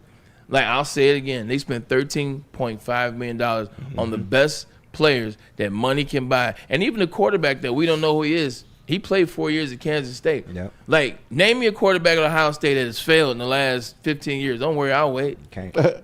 So with this is another Lamborghini you're getting the keys to. If they don't make it to the Final Four, like Final Four or bust if I'm the board at Ohio State. Oh, by the way, you can't Gene lose Smith. to Michigan. You can't lose to Michigan. This is the team. Like, Michigan lost 18 players to the draft Yeah. or to finish in their careers. They lost their head coach, who's become a bane in your existence, as Maz likes to use. If you can't beat that team, because, oh, by the way, who was on the sideline last year when y'all lost to Michigan? Wasn't Jim Harbaugh. Yes, sir. Sharon Moore, Maz. Wasn't Connor Stallions either. Right. Talk that about comes out next week. I know. I watched the Steve McNair one last night. Oh, it's on? It came out last night? Oh, It's I'm out watching it. until I was waiting for that one. I was waiting for 58 that one. minutes. Like, Whoa. Miss Aaron McNair. I man. forgot. RIP. I basically forgot the whole scenario. I forgot how it all went down. I'm not gonna say anything because it's. Oh, I remember. spoiler alert. Yeah, please don't. Oh, I know. It was. I can't wait to watch that. It was. R.I.P. It's crazy. Steve McNair. I'm not gonna say anything. I'll just say. It's Listen, crazy. while you're on that, there's a couple other videos coming out. A couple other documentaries coming out. You want to take a break and come back? Yeah, let's do that. Let's do that. Cool. We'll take a quick commercial break. We'll get a move from Guardian Alarm and my man P Spike. And what happens when you guys see that black and yellow sign on the front of your house? It tells bad guys one thing. Stay out. Let Guardian Alarm offer you customized solutions from real experts, 24/7 professional monitoring and technology backed by people. These people have been proven to care, and this technology has been proven to work. So call 1-800. Stay out. Stay out. Stay out of that. Stay out with that voice. That's right. Please. Just scared the hell out of me. Let Guardian Alarm help you out. That's 1-800. Stay out. And let Guardian Alarm help you out. Over to my man, Kenny G. Hey, and I ain't got to read and I don't need it for the best morning show in the city, in the state. Prove me wrong. You can't, man. It's Wake Up Woodward every day, Monday through Friday, 8 to 10 a.m., man. Join Broder, Kool-Aid, JB, Flannel Sam, and myself every morning. Yes, sir. As we discuss all of Detroit sports talk, banter, live fan interaction. We mess around, too. You know we like to laugh. It's Wake Up Woodward, man, on Detroit's #1 sports network. That is Woodward Sports. It's bear hunting season, and Dan Campbell is hungry for some kneecaps. If you can just get a hold of them and you start dragging their ass out to the deep, dark abyss, you can drown them. The Kings of the North are back for another year of the brand new Lions. Make sure you're locked in to Detroit's #1 sports network for all the news and info on your Detroit Lions. Woodward Sports, let's go. So just to get the heated steering wheel, I also had to spring for the bigger rims. Yeah, that's how they get you. Those upgrades will cost you an arm and a leg every time. Hey, new card crew, how'd it go this weekend? I got a great deal on mine. How? I went to Randy Wise, not those other guys. They got me in a great new ride, and they didn't break my budget. Hey, could you pass me the sugar? How? Never mind. He made the wise choice. Yep. Make the wise choice at RandyWiseChevy.com. A network for the city, by the city. Woodward Sports is Detroit Sports. Walk into any Lady Jane's Haircuts for Men for an award-winning haircut experience from one of our talented stylists. Enjoy a precision haircut, hot lather neck shave, scalp and neck massage, and a hot towel treatment to top it off. Enter for your chance to win the $50,000 Perfect Bracket Challenge. With more than 25 Metro Detroit locations, there's always a Lady Jane's near you. Lady Jane's Haircut for Men, open 7 days a week. Walk in anytime. Lady Jane's, it's wicked awesome. The countdown to kickoff is here. Your Detroit Lions are ready for another season of grit. Woodward Sports is your #1 destination for all breaking news and Lions coverage. We are Detroit's #1 sports network. We are Woodward Sports. Hey, you. Yeah, you with that busted shirt on. I know you need some new sports gear. So we got you here at Woodward Sports. Don't worry about it, man. We're going to get you fresh. WoodwardSports.com. Click shop. We got hoodies, tees, hats, everything guaranteed to turn heads, especially in the sports world. Will get you fresh for that next game you're going to, but only if you go to WoodwardSports.com and click that shop tab. And also, how would you like to play with a legend like Darren McCarty, Kirk Gibson, Braylon Edwards, or Megatron? What? It's the Randy Wise Celebrity Golf Tour. Register today and you can play like an MVP. Go to WoodwardSports.com or scan the QR code above my head. When it comes to your next car or truck, make the wise decision. It's Randy Wise Automotive. Quick trivia question. Peace by back. Sir. Who has more touchdowns in a single season? Braylon Edwards, Calvin Johnson. Braylon Edwards. Answer. In the NFL? Yeah. Isn't Calvin in 1 year? Yeah, Calvin. A single season. Calvin. It's Calvin. Braylon. 17. Huh? Oh, he had 16. Megatron. It's a tie. 17? It's a tie? Yeah. Both at question. 16. 16. I was going to say. 16. So I we're all thought you right. had 17. Yeah. That is what I we dropped call a trick 17. question, gentlemen. I dropped 17. My last You were game. 17. Literally, I was so mad at that too, because going into that game, last game this year, it was a tie. We both had 16. He had a great year, same. He had more yards per catch by far. Yeah. But last game of the season, playing the 49ers, I'd already broken the single season record, it was like 13 touchdowns. I said, I had 15 coming to the game. I said, I'm gonna get 17 for 17. Right. Caught the first touchdown and then dropped the wide open slant on the second touchdown. So Now, was that the could have had same, 17, but that's happens. was that the same year that he got the continuation touchdown taken away? No. Okay. No, it was not that year. That was 2000. That's some select company, was my 13, friend. That is some 2013. very select What year company. was that?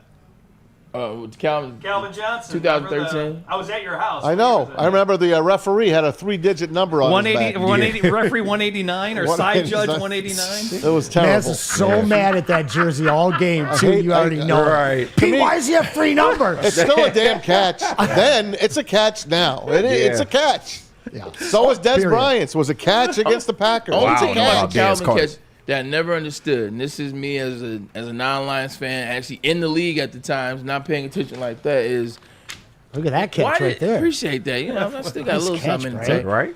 Why do Lions fans get so uptight about it? That was like the first or second game of the year. Because everything must have rumbled that after was that. like the first or second game. Wasn't it the first game of the year? For one, you're not a Lions fan, so you don't know the pain. right, You don't know the pain that we had I'm with a new referees. Lions fan. Ask Pete the pain I went through. Ask him. It was ridiculous. And then he caught the ball, fell to the ground, got up off of the ball, and they said it wasn't a catch. Like, I've never seen anything like that. Still to this day, it made no sense. It's a catch. It was creating so much momentum in a positive way that was immediately flipped on its end man. and went negative the other way. That guy had to have had a bet on the game. Yeah, he had I swear. For it real. made no sense. For real. Him and Angel and Martinez went out. And then you compounded in 2014 against the Cowboys Yeah. when they pick up the flag. We against always- Brandon Pettigrew. This is my thing. That as it relates to calls that have not gone the way or bounces that have not gone Lions' way, pun intended, I definitely understand. I definitely agree with it. I mean, I remember when we first started the show, or maybe a couple before that, the Atlanta Falcons game. I was there. Like the I 10-second heard runoff. that they said that rule hadn't been administered since like 57. And then they start calling it more after that game. We are always just the so test Lions don't dummies feel for so calls. bad. we So, are like, test dummies. Yeah. when you get Always. that, and then the Seahawks game, and then you get Calvin on top of the Des Bryant. So I got all of that, but just as one moment, But you you don't guys really hate get that it. moment. But you really don't get it. I don't. Yeah, you don't. I can I get remember. that when you put them all together. I can remember one It's like the time first game of the year. It don't matter. Lions It history don't matter. where we got the benefit of the doubt Sheesh. call.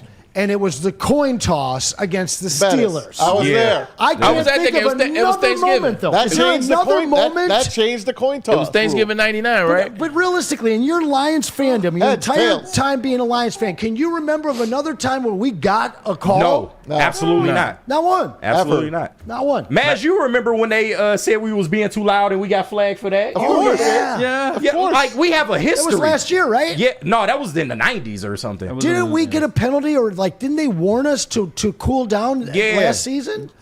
They did last year as well. I forgot what game it was. Maybe it was a playoff game. It was the Rams game. I don't know. It could have been. It was Rams game. It could have been. We get another Yeah, it shot was. at him in a That's right. couple It was of Rams weeks. game. That's crazy, but was It's Rams. literally a highlight Yeah, you reel would. for the Lions. Man, we're talking about documentaries We before we were. got I can't wait to watch that Steve McNair. It's gonna knock your socks off a little bit. There's a lot of other documentaries going on as it relates There to are. college football. Talk about that. NBC and Peacock putting together something, of course, on their favorite team, the Notre Dame Fighting Irish, a Netflix type of docu-series. Check it out. Who holds the spit on us? He definitely did. I'm so glad they got him off the air, man. I had my guy out there looking bad, man. I'm glad he's at home where he belongs in Notre Dame lore. National championships in '88, I do believe.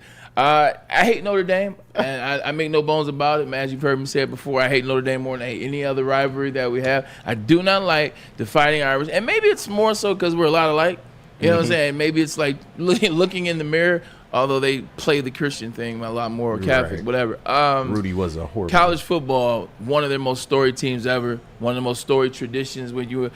Tradition is something that's always going to get me, and now they'll do it in a way with the music, kind of like Netflix, wide receiver, quarterback. Hard Knocks is starting to get better. I think sports docs and sports series like these, I think they're making a major comeback. I'm going to be dialed in and see what it is 100%. Well, I am a proud member of the Rebel Alliance, but I did grow up rooting for the Empire, which means I hate Notre Dame. Yeah. To the bone. Yeah, I hate more than I hate Ohio State. Right there with Michigan. I probably dislike them more than Michigan. I doubt that. It's something about Notre I've Dame. hated them my whole life. Yeah. I didn't hate Michigan my whole life. You can just look at that intro when the quarterback was talking in the classroom. I'm like, ugh. Yeah, for sure. But look at this fine man to my right here that I get to be on the show with. He's a Wolverine, and I got a lot of love for him. I got no love for anybody aside from maybe Brady Quinn. All right. Brady Quinn. Friend of the show, Brady Quinn. But no, I will probably watch it. As you mentioned, these football insider documentaries are getting really good. Yeah. This is kind of like Howard Stern. You know, you either tune in because you love him or you tune in because you hate him. Pretty much. And I will be tuning in because I hate them. And I hate Notre Dame. Hate them. I hate Notre Dame. Maz, you know why I like these documentaries though? College teams have never, ever given access like they are now. Yeah. Like, they're starting to get access to major institutions, be it college football. Deion Sanders, when he kind of did the Jackson State deal on Prime, colleges started to see, hey, look, maybe we got to open up our institution doors. Maybe we got to show you what's going on behind the program. Money. 100%. You start to see it more and more and more. And, you know, for inquiring individuals, you know, you want a little peek behind the curtain. You know, what's Oregon doing that makes them this? What does Oklahoma do that makes them this? Notre Dame, Marcus Freeman, what are they doing? I want to see it. Yeah. I'm going to see it. I love it. I love all these sports documentaries. I love music documentaries. Mm-hmm. It's going to be good. NBC always does a good job. Peacock, obviously, is the sister station with them. Speaking of Notre Dame. They got to get their money for the NIL, man. Speaking of Notre Dame, never in my life, there's an NIL for you. I think never in. I had another letter, M. There you go. NIML. Monte Teo. Speaking of Notre Dame, Monte Teo is the gift that keeps on giving. We know he had the fake girlfriend. It came out. That Untold had two parts. That was a two-part Untold documentary. They were talking about the 2013 National Championship game. I was actually at that one. That was in Miami. It was the Orange Bowl. It was Alabama, undefeated, versus Notre Dame. He was talking about when they were waiting in the tunnel before both teams, they meet in the tunnel. They let the away team go out first, then let the home team come out last.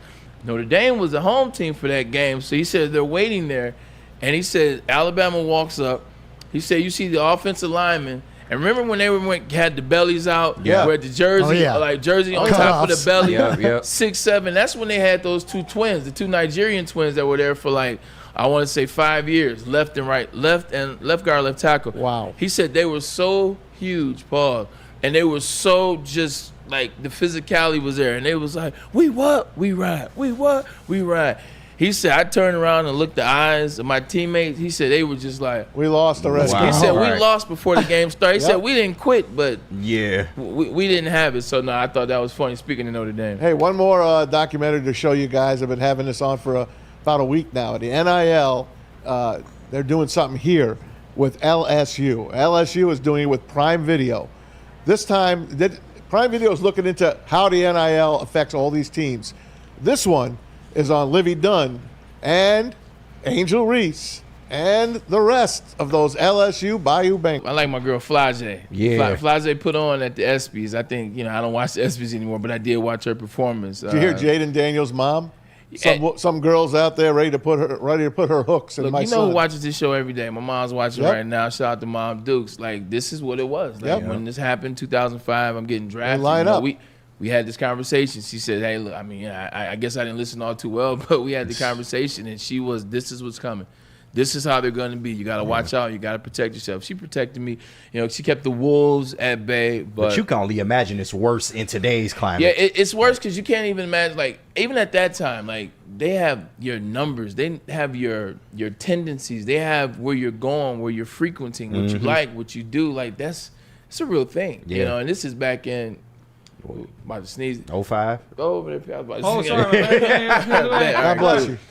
This was Yeah, this is 2005, so they had all that information back then. Now you give them social media, you give them all these other platforms, and then you have these communities where their whole objective, their subscription is how to get to X, Y, Z, which player, which entertainer. So it's a lot to be. But I met him at the draft. I saw him. They all were staying at the Westin Hotel, Westonwood Cadillac. I was there, and he seemed like a great individual. I talked to him for a brief second, and he was excited. This was like right after he got drafted. He had like a light blue suit on.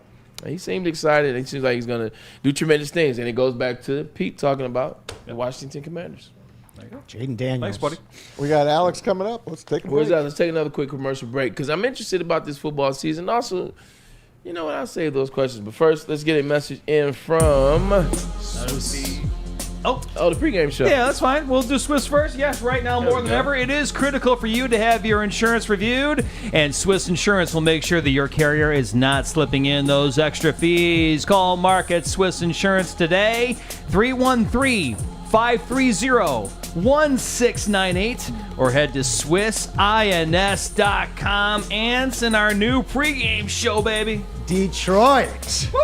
Yeah. Each and every game day, you're waking up with Woodward and Maine, your source for all the insider information on the defending NFC North champion Detroit Lions, with insight from Detroit sports media legend T. Foss. That's right, Terry Foster, and rising star, our very own Matt Broder. Get ready, Detroit, every single game day, 8 to 9 a.m., Woodward and Maine. Oh, and then an hour after that, we return every single game day once again, starting at 10 a.m., going until noon. We got Neil Rule and Sean Belizean bringing you the best Lions pregame show.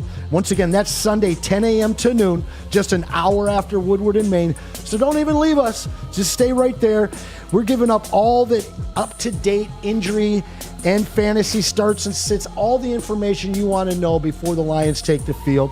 Delivering it is only Neil and Sean Ken. You know these guys are legends here in the city of Detroit and the state of Michigan.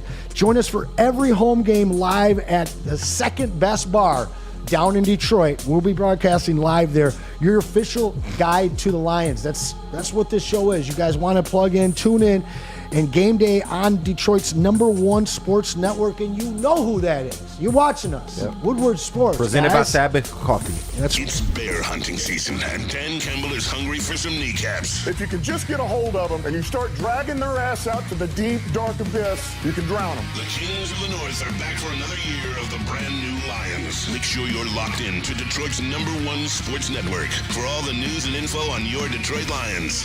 Woodward Sports, let's go. The Ally Challenge presented by McLaren is back August 22nd through 25th at Warwick Hills and Grand Blanc. Be there for PGA Tour Champions Golf, Family Night, concerts, and more. Tickets start at just $15. Get yours at allychallenge.com today. At Planet Fitness, you can get everything you need for just $1 down. Try out Planet Fitness and dang, they got lots of equipment. Not me getting a Planet Fitness membership just for the 24-hour perk. Hey, y'all better get on these free fitness training sessions from Planet Fitness. Did y'all know that the PF app has workouts you can do at home? Cheapest therapy I can find is Planet Fitness. Join Planet Fitness today and get everything you need for just $1 down. $15 a month, cancel anytime. Deal ends Thursday, July 18th. A network for the city, by the city. Woodward Sports is Detroit Sports. Walk into any Lady Jane's Haircuts for Men for an award-winning haircut experience from one of our talented stylists. Enjoy a precision haircut, hot lather neck shave, scalp and neck massage, and a hot towel treatment to top it off. Enter for your chance to win the $50,000 Perfect Bracket Challenge. With more than 25 Metro Detroit locations, there's always a Lady Jane's near you. Lady Jane's Haircut for Men, open 7 days a week. Walk in anytime. Lady Jane's, it's wicked awesome. The countdown to kickoff is here. Your Detroit Lions are ready for another season of grit. Woodward Sports is your #1 destination for all breaking news and Lions coverage. We are Detroit's #1 sports network. We are Woodward Sports. Ally Challenge is back. The 22nd of August, 25th. It starts tomorrow, ladies and gentlemen, and it is going to be fun. Saturday, the concert. Now, I'll be playing tomorrow, and then on Saturday, I'll be playing in the celebrity outing, which features Jeff Daniels, Dave Coulier, talking about Uncle Joey off Full House. It's going to be fun. The party is on the 17th after each round of golf. And also, that country music concert is going to be great with Eric Rhett headlining. $2 birdie beers are on stake. They're in play. Man, just come out and have a good time, man. We don't care who wins the golf outing because everybody wins if you come out, and then the family party on Sunday to close it all down. All you got to do is go to allychallenge.com. KDK Law. We already know about these guys. They got your back. If you've got an issue with family law, with child custody, visitation, or divorce, you've got to give Kevin and Catherine a call down in Birmingham at the KDK Law. 10 plus years of experience and 24/7 availability. Make sure you scan that code that you see right there on your screen, or give them a call at 248-971-0476. Make sure that you say that Woodward Sports sent you so that they'll take care of that filing fee for you. KDK Law, they have your back. It is Wednesday, so you know what time it is. It is Skinny Butcher's Wolverine Update with my man Alex. Alex, what is going on, brother? Long time no speak. Hey, everything's good now. Just moved back up to Ann Arbor, and it's finally the last week of the postseason. So, this time next week, we're going to be talking about Fresno State and have a new game coming up. So it's going to be great. Yeah, we will be. I'll be at that game as well as 4 others, so we'll be able to hang out a little bit up there this season. Should be a very fun one. With that, before we get into the big news of today, well, let's go there. Your name's Alex, so let's talk to another Alex. Alex Orji named the starter in Ann Arbor. This is the guy we talked about. You told us last week and the week before and the week before, if this guy could put it all together, he had the highest ceiling up there. What say you about him getting the head nod? Yeah, it's a great sign for Michigan to have a guy who has, all the athletic talents that he does, be able to go out there and play the quarterback position. But it's also really telling that in his press conferences, Sharon Moore, when asked about the quarterback, Alex Orji is really the only guy he talks about. There might be 1 or 2 sentences about Davis Warren or Jack Tuttle, but really it sounds like Orji's really ran away with the job and won it himself. So that's just a great sign for Michigan going forward. I noticed something that Michigan had 2 players in the top 5 in terms of in the nation, 2 players in that top 5. Ohio State has a total of 7 in the top 40. What do you make about this rivalry this year? Like I'm dialing back in because I'm getting excited about this college schedule. I'm getting excited about just the opportunity and the optimism of the 12-game playoff. Like, what do you make about this rivalry? It's going to come down to this quarterback that I haven't heard of, but maybe you have the Kansas State transfer to Ohio State. This guy is on the board right now. Yeah, we're going forward, another great classic game in the rivalry, I think, this year. It's going to be in the Horseshoe, hostile environment with the Ohio State fans, having so much pent-up anger after not beating us for 5 years. But, I really think either team can win this game. I know there's a lot of talk about Ohio State being national championship contenders or the Big Ten favorites. But, when you look at that team, there are holes on them. Like, both have some. But, Ohio State, Will Howard just got ran out of Kansas State by a true freshman in Avery Johnson. We have not seen excellent offensive line play out of Ohio State the past few years. And then there's some questions on the defensive side of the ball with, their linebackers and their second cornerback and stuff. So, this is going to be a great classic game, and it is one that I think is way more winnable for Michigan than most people are giving them credit for. Hey, how about the receiver tight end battles here?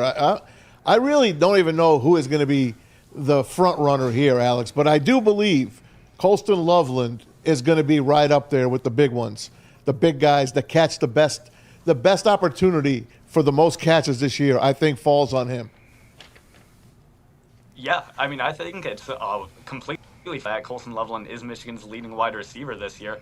If you look at the stats last year, Roman Michigan in every stat, and he only had about 750 yards. So that is well within Colston Loveland's realm of capability. And then, I think actually this Michigan wide receiver room is I think both Tyler Morris and Samaj Morgan are players that we have seen, once they get the ball in the hands, they're electric playmakers, Tyler Morris had that touchdown in the Rose Bowl where he really got around the corner and outran the entire Alabama defense. Then we've seen Samaj Morgan, have an 80-something-yard punt return in the Big Ten championship game. He had a touchdown against Indiana where he, juked out 7 people within 10 yards. And then also he had the end-around touchdown against, I believe, that was 40-something yards as well. So, this is really a fun, electric offense if, Orji can get the ball to them and get them in their hands. Definitely excited about the what if. You know what else I'm excited about? I wonder, are you, and do you have one? with the new schedule, with the new conference set up, and then with the 12-team playoff, there are games that we never thought we'd see. What's a game this year that you're most excited to see that's not happening in your state? I'll go first. I never thought I'd see Oklahoma playing in Death Valley. Oklahoma plays LSU this year. Now, neither one of these teams I think are going to win the national championship. But just talking about brand versus brand, Oklahoma and LSU, that's a hell of a matchup. Any games like this that you're eyeing this season?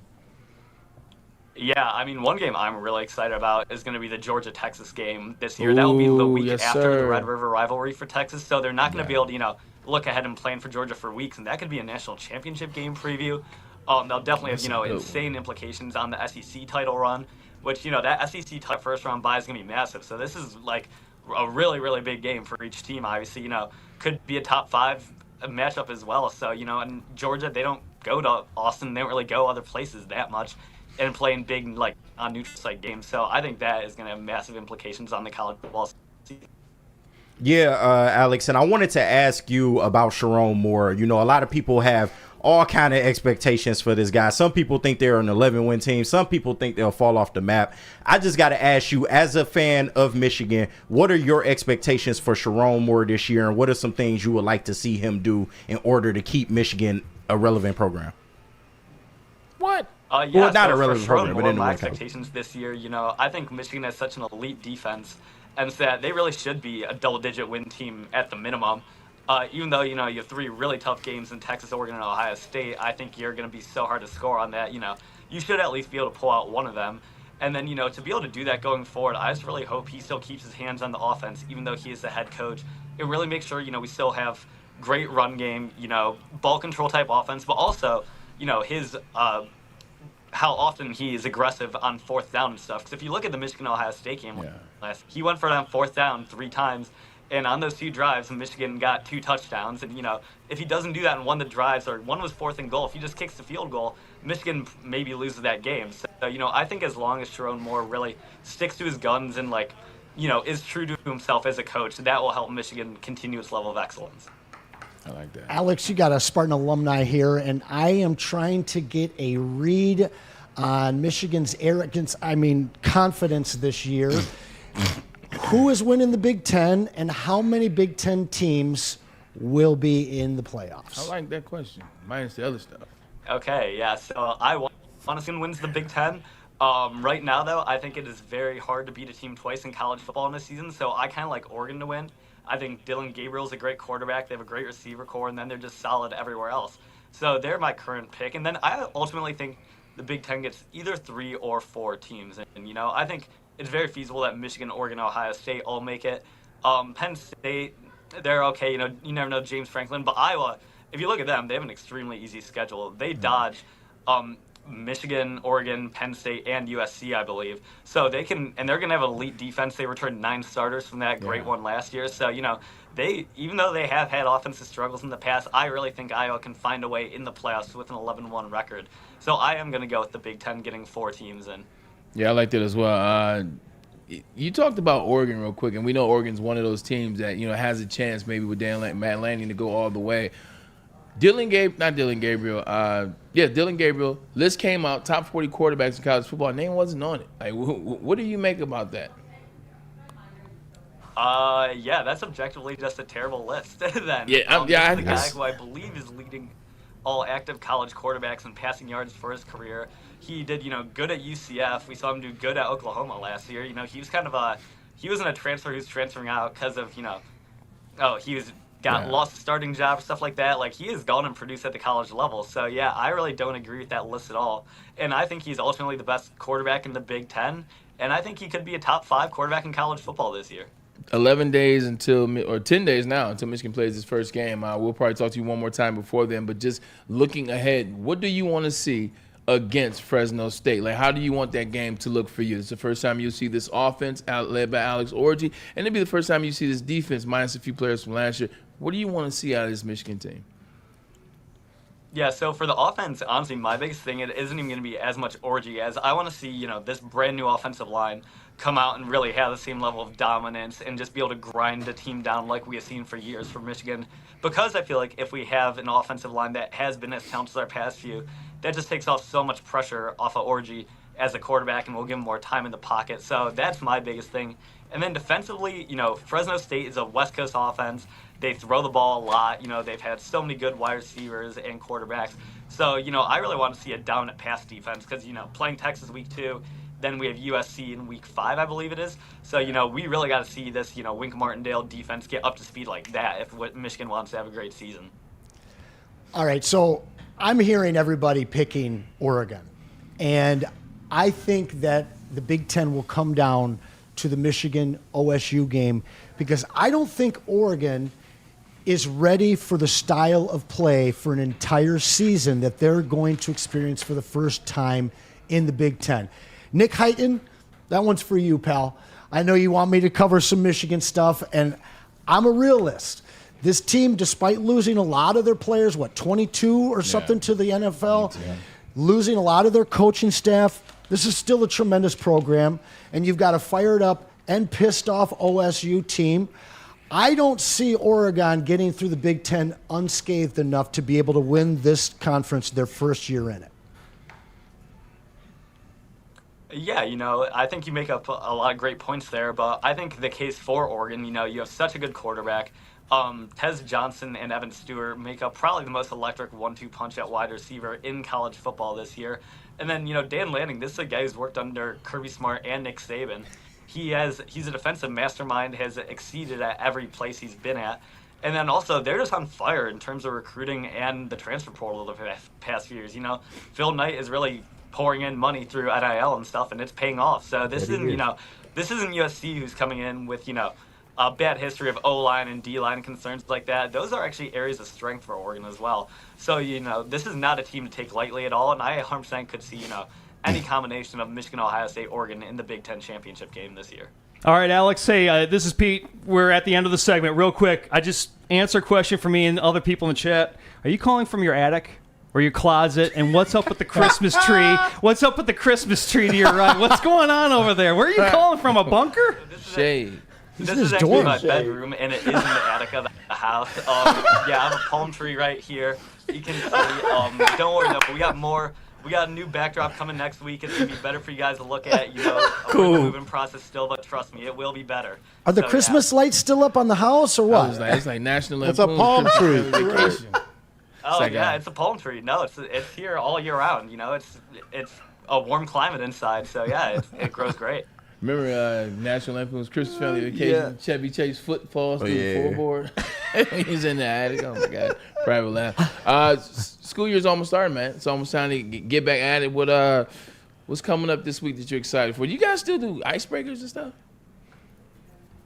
Yeah, we got a full week of welcome week activities here, kind of just enjoying our time up. All my roommates moved in, so we're hanging out. We have a great 3 TV setup in our living room, which right now always has a game of the new college football video game going on. Nice. So yeah, just a lot of hanging out and good time and enjoying it, while we have the free time and, 4 classes start up next Monday. I'm getting excited, man. It's going to be a great year. Usually I don't go to 2, but maybe 1 or 2 Michigan games this year. I'll be going to 5. It just seems like the energy is back in college football. The optimism is there. I'm excited, man, much like you guys are. I'm excited, man. Natty doesn't hurt. It looks beautiful too. I saw it in person. Did you guys? I got a chance to rub my elbow on it. Hey, is there an asterisk next to it or? No, I didn't see an asterisk. Not at all. I didn't see. I just saw a bunch of wins. Easy, KG. No, not at all. Easy, KG. Don't disrespect our trophy, man. You know what's funny is I saw a bunch of wins. And I saw some big institutions on there too with L's behind their names. It was crazy. It's the craziest thing ever. Yeah. Did you, in the last 70 years, did you see the 6 that Michigan State won to your 2? No, because nobody's ever seen that. Right. Google's seen it. Alive. Google's seen it. Magic stat that you bring up every time. It's the Google it, Bray. Hey guys, say goodbye to Alex. I feel bad. Bye, for Alex. State I guys, hope you man. get It's a all 4 you point this year, and I hope that you guys push OSU for that championship. See you, Alex. Thanks. It'll be a 4-0. Yeah, thank you so much. Go Blue. Go Blue. Buddy. Alex, we appreciate you. Skinny Betcher's Wolverine weekend update. What was your GPA while you were there? 3.3. Attaboy. That's what I graduated state with, but I wasn't in practice all the time either. 3.3. I was ready for it too. I knew it was coming. I was he's gone. There it is right there. We appreciate you guys for tuning in. Anson, always a pleasure to do the show with you. KG, And my man P. Spivak, lights out as always. Tom Mazaway. Yes, sir. Wish Tom Mazaway good luck and good health. Our man goes under the knife tomorrow, so I want you to have him love in you, your prayers up. Thanks, man. We love you. It's only on the eyes, guy. I'll be fine. But we I'll be love fine. you. Maybe you'll be able to watch Caitlin Clark with the new eyes. You know what? Yeah, guys. it'll come in a lot sharper, maybe. Yeah, 100%. watch a lot of Caitlin Caitlin Clark see your games. comments, and you'll be able to comment Yeah, back. because I can't. I have to go like this to see anything right now. He's got to look real tight. See you guys. tomorrow. Take care.